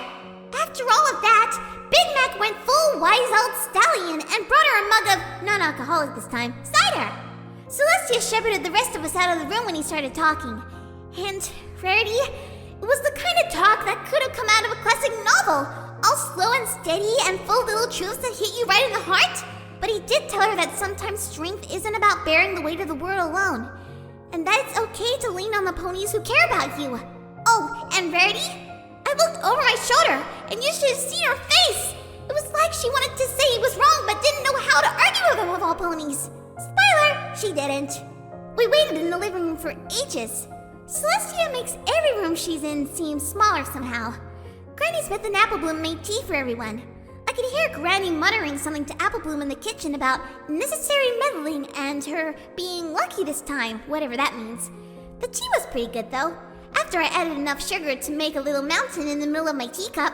When Applejack finally came down, it was like a scene in one of those old romance plays. You know the one, Rarity, with all the tension and longing and words left unsaid until the very last act. Twilight was sitting there on the couch trying to look calm, but her wings were doing that twitchy thing they do when she's trying to overthink her way through her nerves and just make them worse. And Applejack?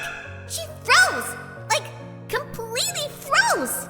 I thought for a second Big Mac might have had to nudge her forward, but then she took this huge, deep breath and said it as plain as day. Twilight Sparkle, I think I'm in love with you, and I don't know what to do with that fact! It was like a huge weight lifted off Applejack's shoulders just by saying it out loud. Twilight, though, you could practically see the wheels turning in her head. And just when I thought she was going to say something super formal and, Twilighty, she just looked at Applejack, and for a split second, it was like none of the rest of us were even there. She let out this shaky little laugh, like she was relieved, but also trying to keep her composure, and said, "I'm not sure what to do with that fact either, but I think I might feel the same way." She said it so quietly at first, almost like she wasn't sure she'd be heard. But then when Applejack's face lit up, she stood up from the couch and walked right over to her. And then she hugged Applejack! Not like the, "oh, I'm being a good friend" kind of hug. Oh, no. This was the kind of hug that could squeeze coal into diamonds. They didn't even say anything when they hugged. They just stood there, holding each other. And even though things were still a little messy and there were probably a million other things to work through, the air in that sitting room was lighter somehow. It wasn't perfect, Rarity, but you could feel it, something shifted. Now, if that's not the kind of romance I wanted to play, I don't know what is. Of course, right after they admitted they like each other, they started talking about how everything feels impossible. So much talk about duty, the press, and the rumors, and they just got tangled up in their own worries about the right thing to do for Equestria going forward. They were psyching themselves out again right after finally grabbing a small bit of peace. It was something else when Celestia stepped in. I swear she has this aura about her that just makes every pony calm down, like instantly. There they were, Applejack and Twilight, all tangled up in their words, and Celestia just poofed off the couch and appeared between them with that serene smile of hers. You could almost hear the soft music playing in the background, even though there was no music at all. She listened to both of them, letting them speak their minds without interrupting, and then she gave this kind of gentle wise advice that only she can give. It's not always about the grand gestures or the pressure of the crown. Sometimes it's about taking the time to breathe and just be with the one who truly understands you. You don't need to have all the answers today. Nor do you need to make every decision right now. What matters is that you're both being true to yourselves, and that's where everything starts. And she told them to let themselves take their time, to not rush into anything they weren't ready for. And they had already done enough for one day, even though it's barely even lunchtime yet. It was like Celestia was the anchor in all this storm, the steady rock that they could hold on to while they figured everything else out. I think Twilight and Applejack both felt a little bit better after that.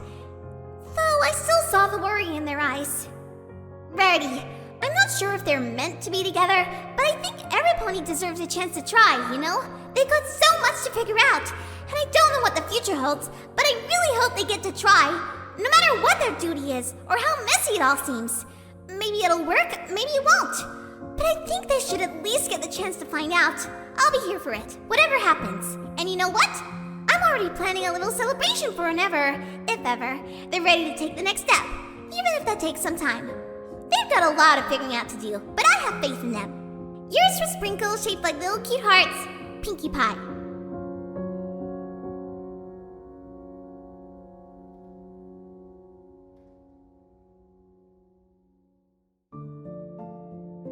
Her Royal Highness, Princess Twilight Sparkle's official statement on recent press controversy.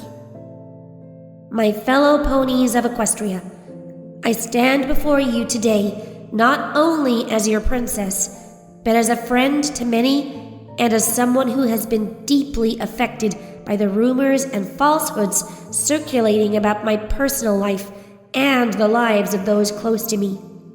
For weeks, my friends and I have been the subject of unjust scrutiny, from invasive headlines to wild assumptions made about our relationships. While the rumors are hurtful, it is important to address them not with bitterness, but with the same honesty and integrity I have always strived to uphold. Recently, I have come to realize just how important honesty is, and how I should be true to myself, even if doing otherwise would be easier.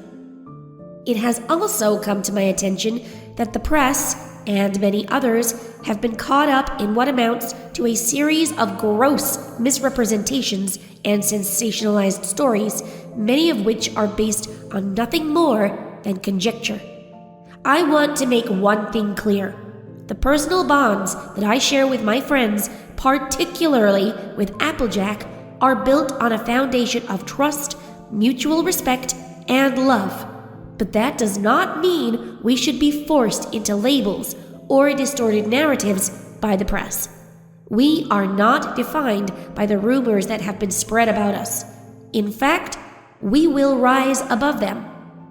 To those of you who have supported us in the face of this chaos, your kindness has been felt deeply. And to those who have believed the worst without taking the time to consider the truth, I urge you to reconsider.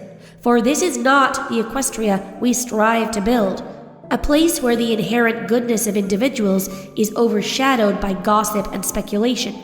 We must all hold ourselves accountable to the values we cherish: honesty, integrity, compassion, and respect. I have faith in the goodness of everyone, and though it's easy to fall prey to negativity, I know that as we continue forward, the truth will prevail. I ask for your patience and understanding as we work through all this. I have always believed that each pony deserves the chance to live their truth and pursue their happiness, free from judgment and without the burden of public opinion dictating their worth. This situation has been difficult for all involved, and while I cannot predict what the future holds, I will continue to serve this kingdom with all my heart, as I always have. My friends, past and present, are a part of me, and I will stand by them through this, as I hope they will stand by me. Thank you, and may we all continue to strive for a better, more understanding world. Twilight Sparkle, Princess of Friendship.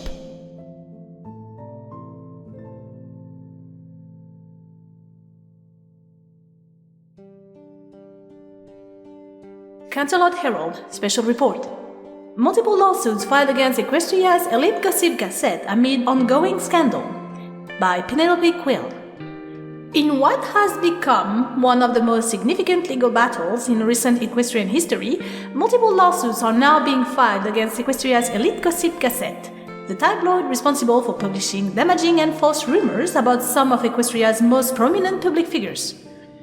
The ongoing scandal, which has involved Princess Twilight Sparkle, Applejack, Rarity, and other beloved members of the Element of Harmony, as well as the Wonderbolt, has sparked outrage and legal action from various individuals and organizations.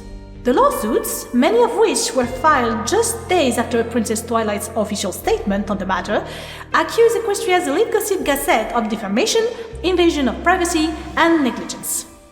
The publication's role in spreading damaging misinformation has resulted in several consequences for all involved, and the lawsuits aim to hold the paper accountable for its role in exacerbating the scandal. The legal team representing Sweet Apple Acres has confirmed that they are seeking compensation for the reputational harm caused by the tabloid claims, which have ranged from sensationalized gossip to outright fabrications.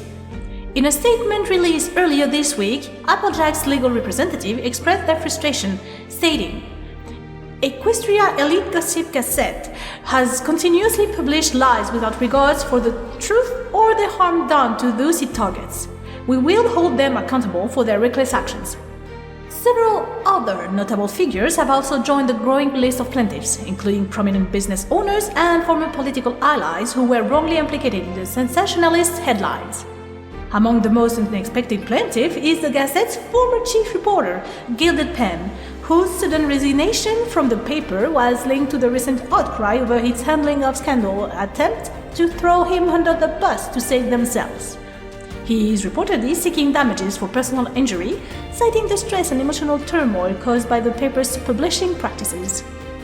Even industry giants such as Filthy Rich have issued statements of support for the lawsuits, showing solidarity with those affected. The reputation of hard-working ponies like Applejack, Rarity, and Princess Twilight has been unfairly tarnished, Filthy Rich said in a recent interview. We believe the press should be held accountable for its recklessness. Equestria Elite Gossip Gazette, which has been embroiled in controversy over the last few weeks, has yet to publicly respond to the mounting legal pressure. Legal analysts have suggested that the tabloid's refusal to retract the damaging stories and firing of its head reporter may result in significant financial and reputational consequences. Some speculate that the paper could be forced to settle with the plaintiffs, while others believe this case may go to trial, setting a legal precedent for how tabloid publications are held accountable for false reporting. The broader equestrian press, including other major outlets such as the Equestrian Post and the Manhattan Times, have largely avoided the topic, preferring to focus on more neutral reports on ongoing trials. However, many have expressed concern about the long-term ramification of the scandal, which has brought to light deeper issues of journalistic ethic and the responsibility of the media to accurately represent public figures. Sources close to Princess Twilight Sparkle have revealed that the princess is working on the establishment of a new regulatory body aimed at supporting the media industry in upholding the highest standards of accuracy, accountability, and ethical reporting. This initiative seeks to foster transparency and ensure that Equestria's rapidly expanding media landscape serves the public with truth and integrity, providing a balanced oversight that supports both journalistic freedom and responsibility. The princess has emphasized the importance of having a diverse group of experts involved in this regulatory body to prevent bias and ensure broad representation. The body will likely include a mix of professionals from various fields to ensure that all angles of the media practice are considered. Among those expected to be part of the body are veteran journalists and media professionals who can provide vital insight into daily workings of media, editorial standards, and the challenges faced by reporters and editors. Their experience will be crucial in guiding the body to understand what is realistically achievable within the industry. Legal experts specializing in media law will also play a significant role ensuring that the regulatory body respects the legal rights of the press while safeguarding the public from defamation, misinformation, and slander. Their input will be vital in striking the right balance between free expression and protecting individuals from harm. Representatives from public advocacy and ethics organizations will be included to advocate for the public interest and hold the media accountable. These representatives will help ensure that the media remains a service to the people and prevent large conglomerates from gaining too much unchecked power, ensuring ethical behavior remains at the forefront. Additionally, members of the Equestria Council or another representative government body will be included to oversee the broader interest of Equestria and make sure that media oversight remains accountable to the public. These representatives will ensure that the regulatory body does not overstep into censorship, but instead provides guidance that benefits society. To ensure the process remains transparent and free from political manipulation, independent auditors will be involved to provide oversight. These auditors will help maintain the integrity of the system and ensure accountability is built into every step of the process. By ensuring a balanced mix of media insider, legal expert, public representative, and independent professionals, the Princess hopes this body will create a framework for media regulation that maintains a delicate balance between freedom and responsibility.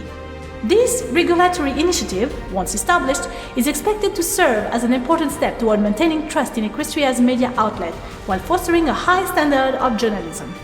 As the situation and lawsuit continue to unfold, all eyes remain on the Equestria's Elite Gossip Gazette, which now faces a battle to regain its credibility and, perhaps more importantly, its place in a media landscape where public trust is paramount. If you can't responsibly report the stories, you become the story. And the Gazette is now learning that lesson the hard way. For now, however, the legal fight appears to be only beginning, and with every new lawsuit, the fate of Equestria's Elite Gossip Gazette grows more uncertain.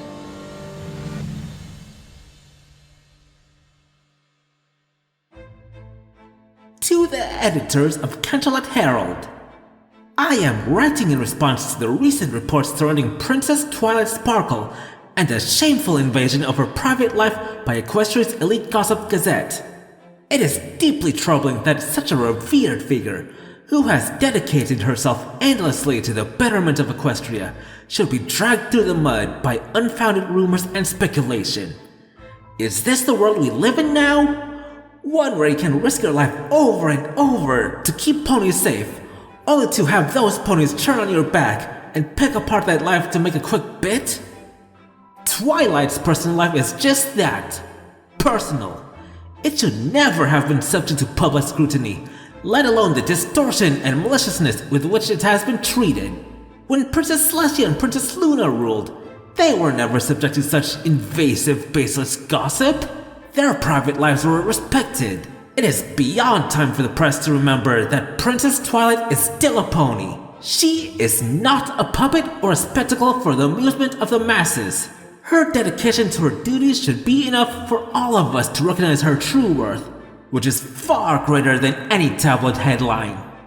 I stand with Princess Twilight, and I hope the legal system will hold Equestria's Elite Gossip Gazette accountable for the damage it has done. Our leaders deserve the same privacy and respect that every citizen of Equestria does. I take pride in the ideals of equestrian leadership, and am willing to speak out against injustice, even when it's uncomfortable. As a citizen who believes in transparency, I'm not afraid to put my name to my words, unlike these anonymous voices who take advantage of the press to spread negativity. Sincerely, Skyward Gale.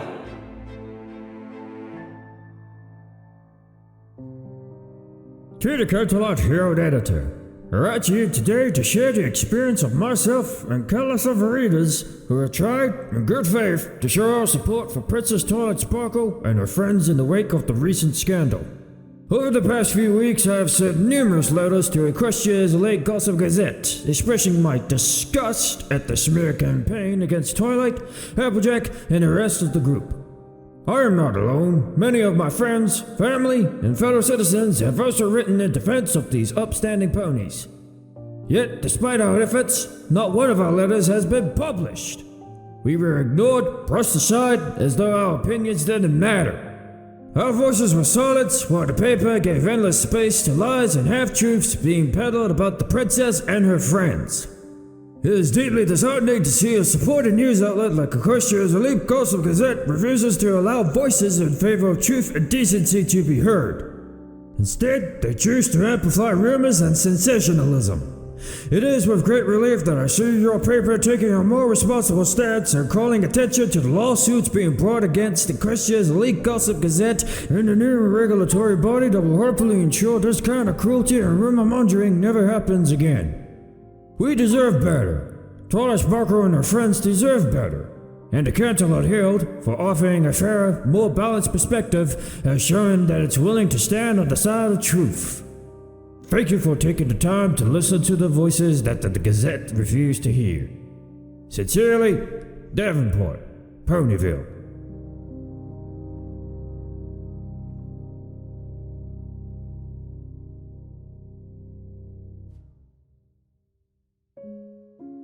Dear Editor, I just wanted to send a quick note to express my support for Twilight Sparkle and Applejack.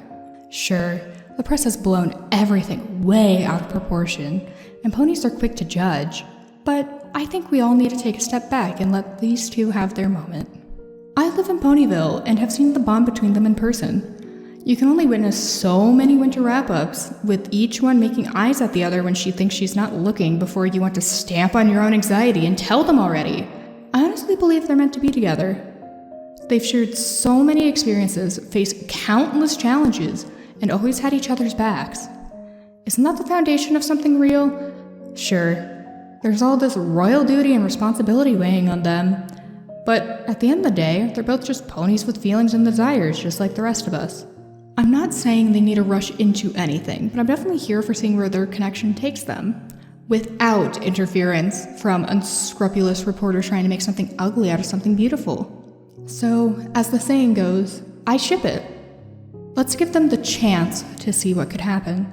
After all, love is love, no matter who it's with. Sincerely, Sassaflash, a supporter of true love.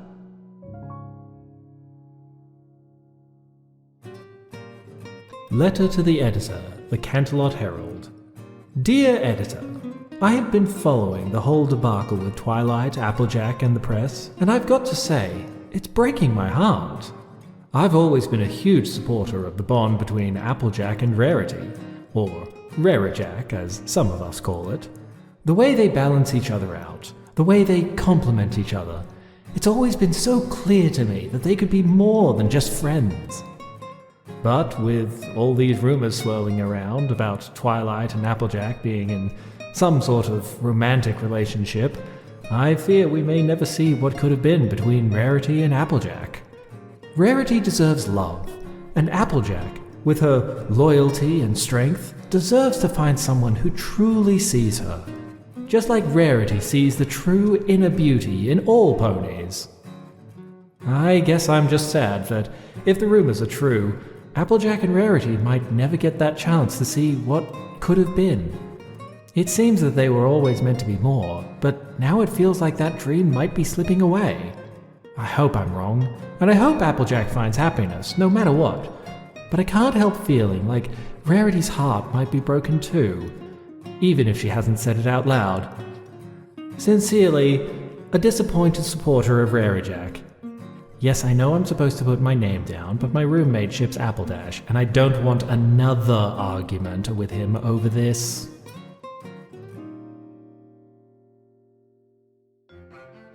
Dear Editor, I've been reading all the gossip and scandal about Twilight and Applejack, and while it's all been a mess, there's one thing I'm sure about.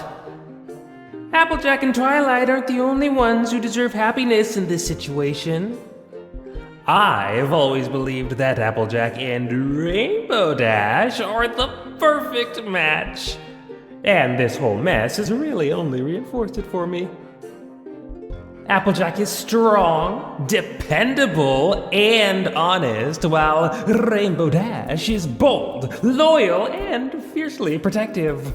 Together, they are a force to be reckoned with. They've always had that undeniable spark, whether in their shared adventures or in the way they challenge each other to be better. They've always supported each other through thick and thin, and if you ask me, they're the ones who truly balance each other out. Now, sure, the rumors about Twilight and Applejack are swirling, and it's a lot for everyone to process, but in my opinion, Rainbow Dash and Applejack deserve the chance to figure out their own feelings and see where their connection can take them, just like every pony else. I'm standing by Apple Dash no matter what happens.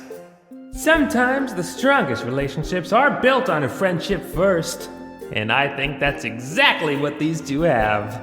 They're not just a good team, they're a great team. I hope that they'll get the chance to explore what they could be together, without the world's judgment clouding their way. Sincerely, a proud Apple Dash supporter. Also, I know it was you who wrote that last letter, Clyde. Pony up and admit it. My dearest SSS Rarity. Ooh, after reading those letters in the Herald about Applejack and Appledash, I couldn't help but get super excited. All this talk about ships got me thinking, how about us? I've always loved giving things fun names, so I've been wondering, what if we had a ship name too? I know, it's totally silly, but I just have to ask, what do you think of Rarity or Pinkie? I can't decide which one I like better. I think both of them have a cute little sparkle to them. They both just feel so us, don't you think? I'm absolutely dying to know which one you prefer. Not really dying, but you know what I mean. I promise I won't make you wear a button with the ship name you pick if you don't want to. Unless you do, of course. With lots of giggly excitement, Pinkie Pie. My dearest Pinkie Pie, my dear, you know how to make my heart skip a beat. And though the thought of us having a ship name is simply darling, I am absolutely enchanted by the idea, even though I do think you've made it a bit tricky for me to choose. Rarity has a certain elegance to it, but then Pinkie sounds so fun and spontaneous, just like you. But Pinkie, I must confess something rather important. I don't really care what ship name we have, as long as we have each other. After all, it is the bond between us that matters most, not what we call it. Whether it's Rarity or Pinkie or something else entirely, what's truly important is that we always are there for each other. And I am so grateful that you are in my life. So, as for a name, let's just say I'll happily accept what feels right in the moment, because having you by my side is more than enough for me. With all my love and a cheeky wink, Rarity. Yo, Rarity. Okay, seriously, I have to talk to you about this. Your letter, way too much. I was flying over Ponyville on my way to Fluttershy's place for tea and cake with her in Discord. Don't ask. It's her thing. I'm just glad to be out of lockdown and allowed to go anywhere except the Wonderbolt HQ. Suddenly, boom! Pinkie shoots up into the air like a freaking firework right in front of me. I almost smacked into her. Thankfully, I avoided her because I'm fast and awesome. But it was way too close. So, maybe ease up a bit on the flirty stuff. I don't need Pinkie blasting off into space every time you write her a letter. I can't keep up with all that energy. She might actually explode if you kiss her. Explode. Get it? Yeah, I didn't mean it like that. But it totally works. Anyway, chill with the giggly explosions, alright? My nerves can only handle so much. Catch you later, Rainbow Dash. Oh, P.S. Fluttershy made way too much cake. So if you and Pinkie are up for it, swing by and we'll eat our weight in frosting.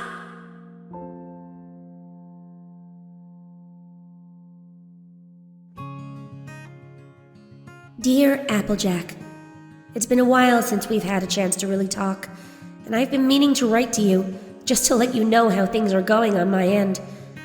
I guess I've had more time than I expected to think about everything. In Canterlot, things have settled down quite a bit. The press frenzy finally quieted, and the lawsuits against the Gazette are still making their way through the courts.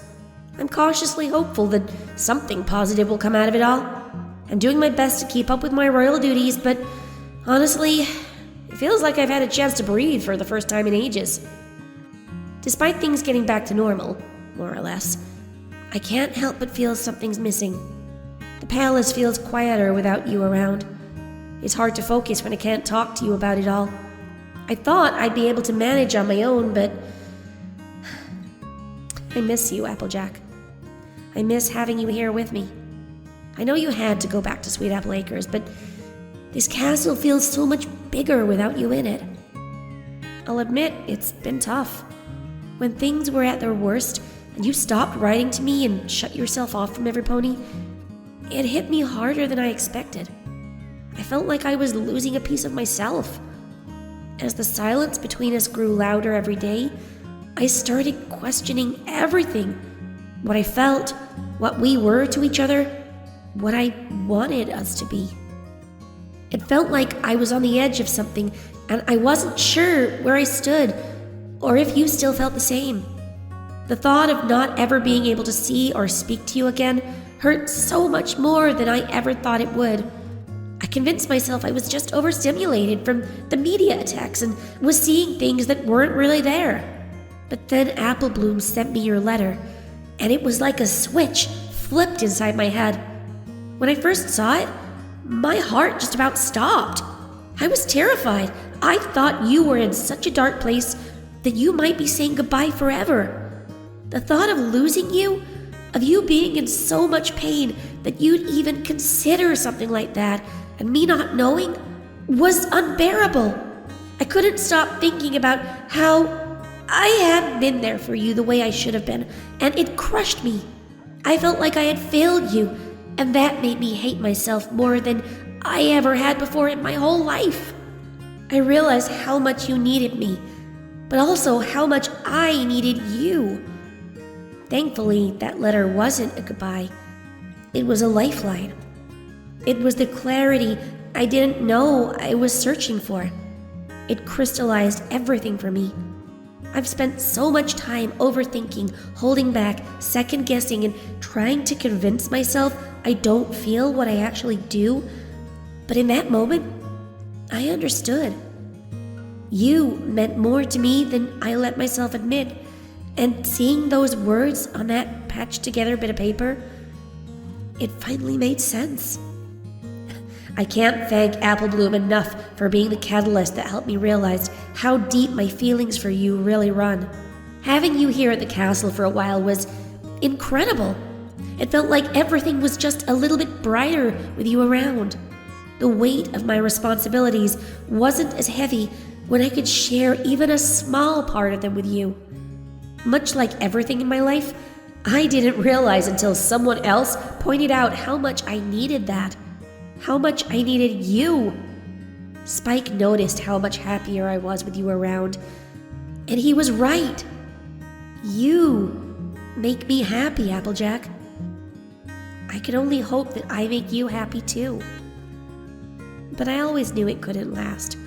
Sweet Apple Acres is your home. I've always admired how deeply rooted you are in your family and your farm.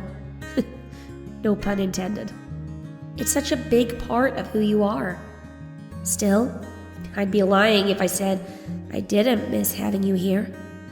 The rumors, the press release, the formation of the media regulatory body, it was all overwhelming, but having you by my side gave me strength. I can't say I have all the answers yet. I still don't know exactly what the future holds for us, but I do know one thing. I don't want to lose what we have, whatever form it takes. You've always been there for me. I want to be there for you, too. No matter what life brings, I want us to figure it out together. I know this letter might sound more emotional than usual, but after everything we've been through, I just want you to know how much you mean to me, Applejack. I'm not asking for anything right now. I don't expect you to offer me anything or try to be anything you're not because you think it will please me. I don't have all the answers to the problems and obstacles we may face, and I won't pretend like they aren't there. I just want you to know that no matter what happens, I love you, and I'm here for you. Always. With all my heart, Twilight.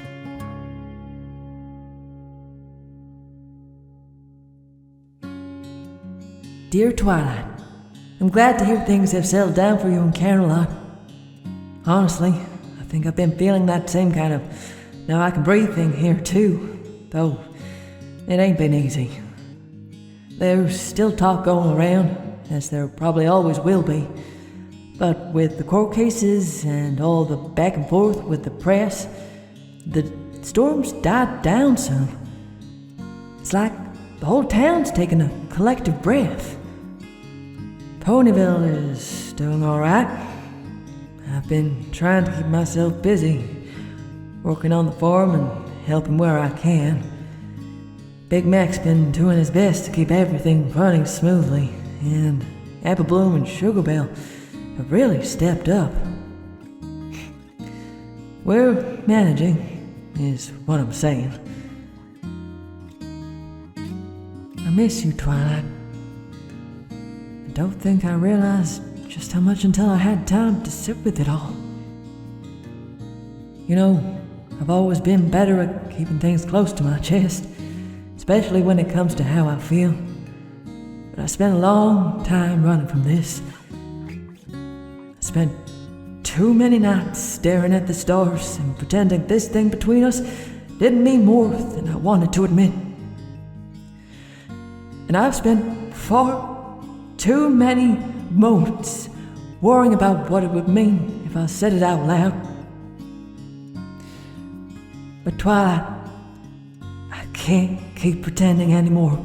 If there's one thing I've learned from this experience, it's that honesty truly is the best policy, even if it ain't easy, even if it's scary, especially if it's scary. I care about you more than I can put into words, Twilight. I don't know what will happen between us either. I don't know if it'll work out. Our lives are so different, and there's so much we gotta navigate if we want this to work. I won't lie. It's frightening to think about the future and everything that's at stake. But I do know one thing for sure. I want to take the time to find out. I want to see where this goes, even if it's uncertain. I want the chance to love you openly. No more secrets or half-truths. Take care of yourself, Twilight. I'll be here when you're ready. Yours, Applejack. Dear Applejack, I've read your letter over and over, and I'm not entirely sure where to start. But here it goes. I have to admit, it is a bit of a relief to hear you say everything you did. There's something comforting in knowing that we're both feeling the same way, even if it is all a bit overwhelming. I've been hiding behind my books and responsibilities, thinking they could keep me safe from my own emotions. And that's been unfair to you. And to me, too. You've always been the one to stand so strong and steady, especially when things get tough. I admire that about you, Applejack. It's one of the many things that I've always loved about you. How grounded you are. Again, no pun intended. How honest you are, even when it's difficult. And that's something I think I've struggled with, especially with my feelings for you. But I'm not going to hide anymore either. I'm not asking for us to figure everything out right away. But I would like to spend more time with you. Not just as friends. Not just as ponies who have been through a lot together. But as something more. If you're willing to see where it might lead. So here's my question. Applejack Apple. Would you go on a date with me? No pressure, of course. But I wanted to say it out loud. I can't wait to hear from you, whatever you decide. Yours, Twilight Sparkle. Dear Twilight, Well, it looks like we're finally getting real with each other, huh? I've thought about it a lot, and I gotta say, I'm glad we're both ready to see where this could go. It won't be easy, and I reckon things still might get a little complicated, but it feels right. And that's enough for me. So, about that date? Yes, absolutely. I'm looking forward to it. I really am. But I gotta ask one thing, and I think you'll understand. Remember when I invited you to Sweet Apple Acres for a quiet get-together? And Pinkie turned it into a party that started a whole ball of trouble rolling when word got out? Well, maybe we can keep this one low-key. Just the two of us. I can't say I'm ready to handle another meteor circus. And as much as I love Pinkie, I'm sure we both remember how that went last time. No big party this time.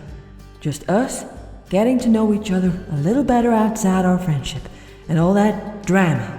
If Pinkie's already made plans behind our backs thanks to her Pinkie sense, we might need to put a stop to it before it gets out of hoof. What do you say? I'm ready to take this slow and steady. No crowds, no headlines, just us. Love from Applejack. Dear Applejack, just us sounds perfect. No parties, no distractions, just the two of us. I'm really looking forward to it. See you soon, Twilight.